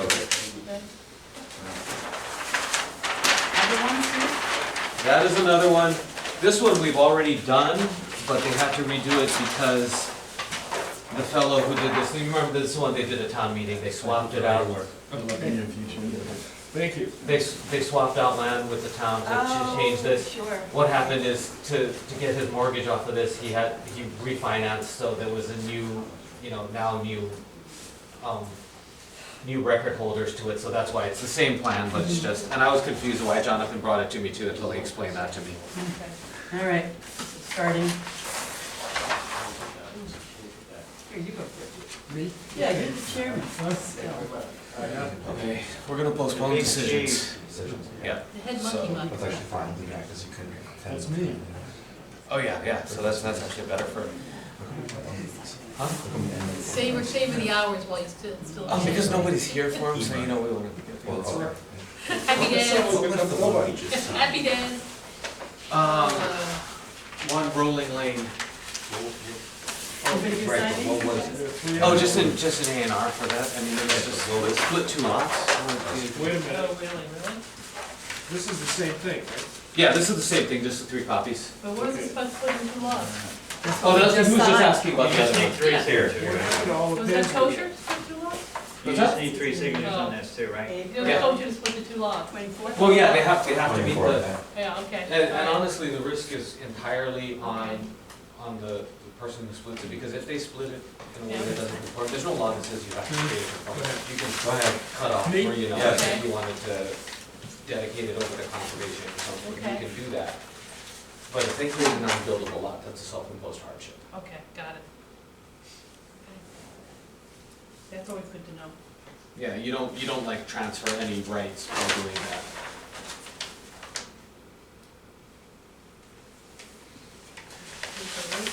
Paper I can sign with anything. Yeah.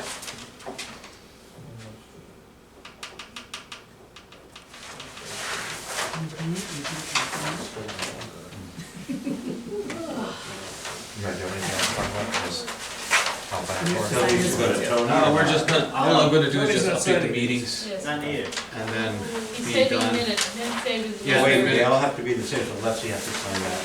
Okay, where is it? Center on that? Yeah. Sign it. All right, so this one's done. All right. Okay. Okay, we can approve the minutes that Steve did, which was, December 5th. December 5th. I move that we approve the minutes of Second. December 5th. All in favor? Aye.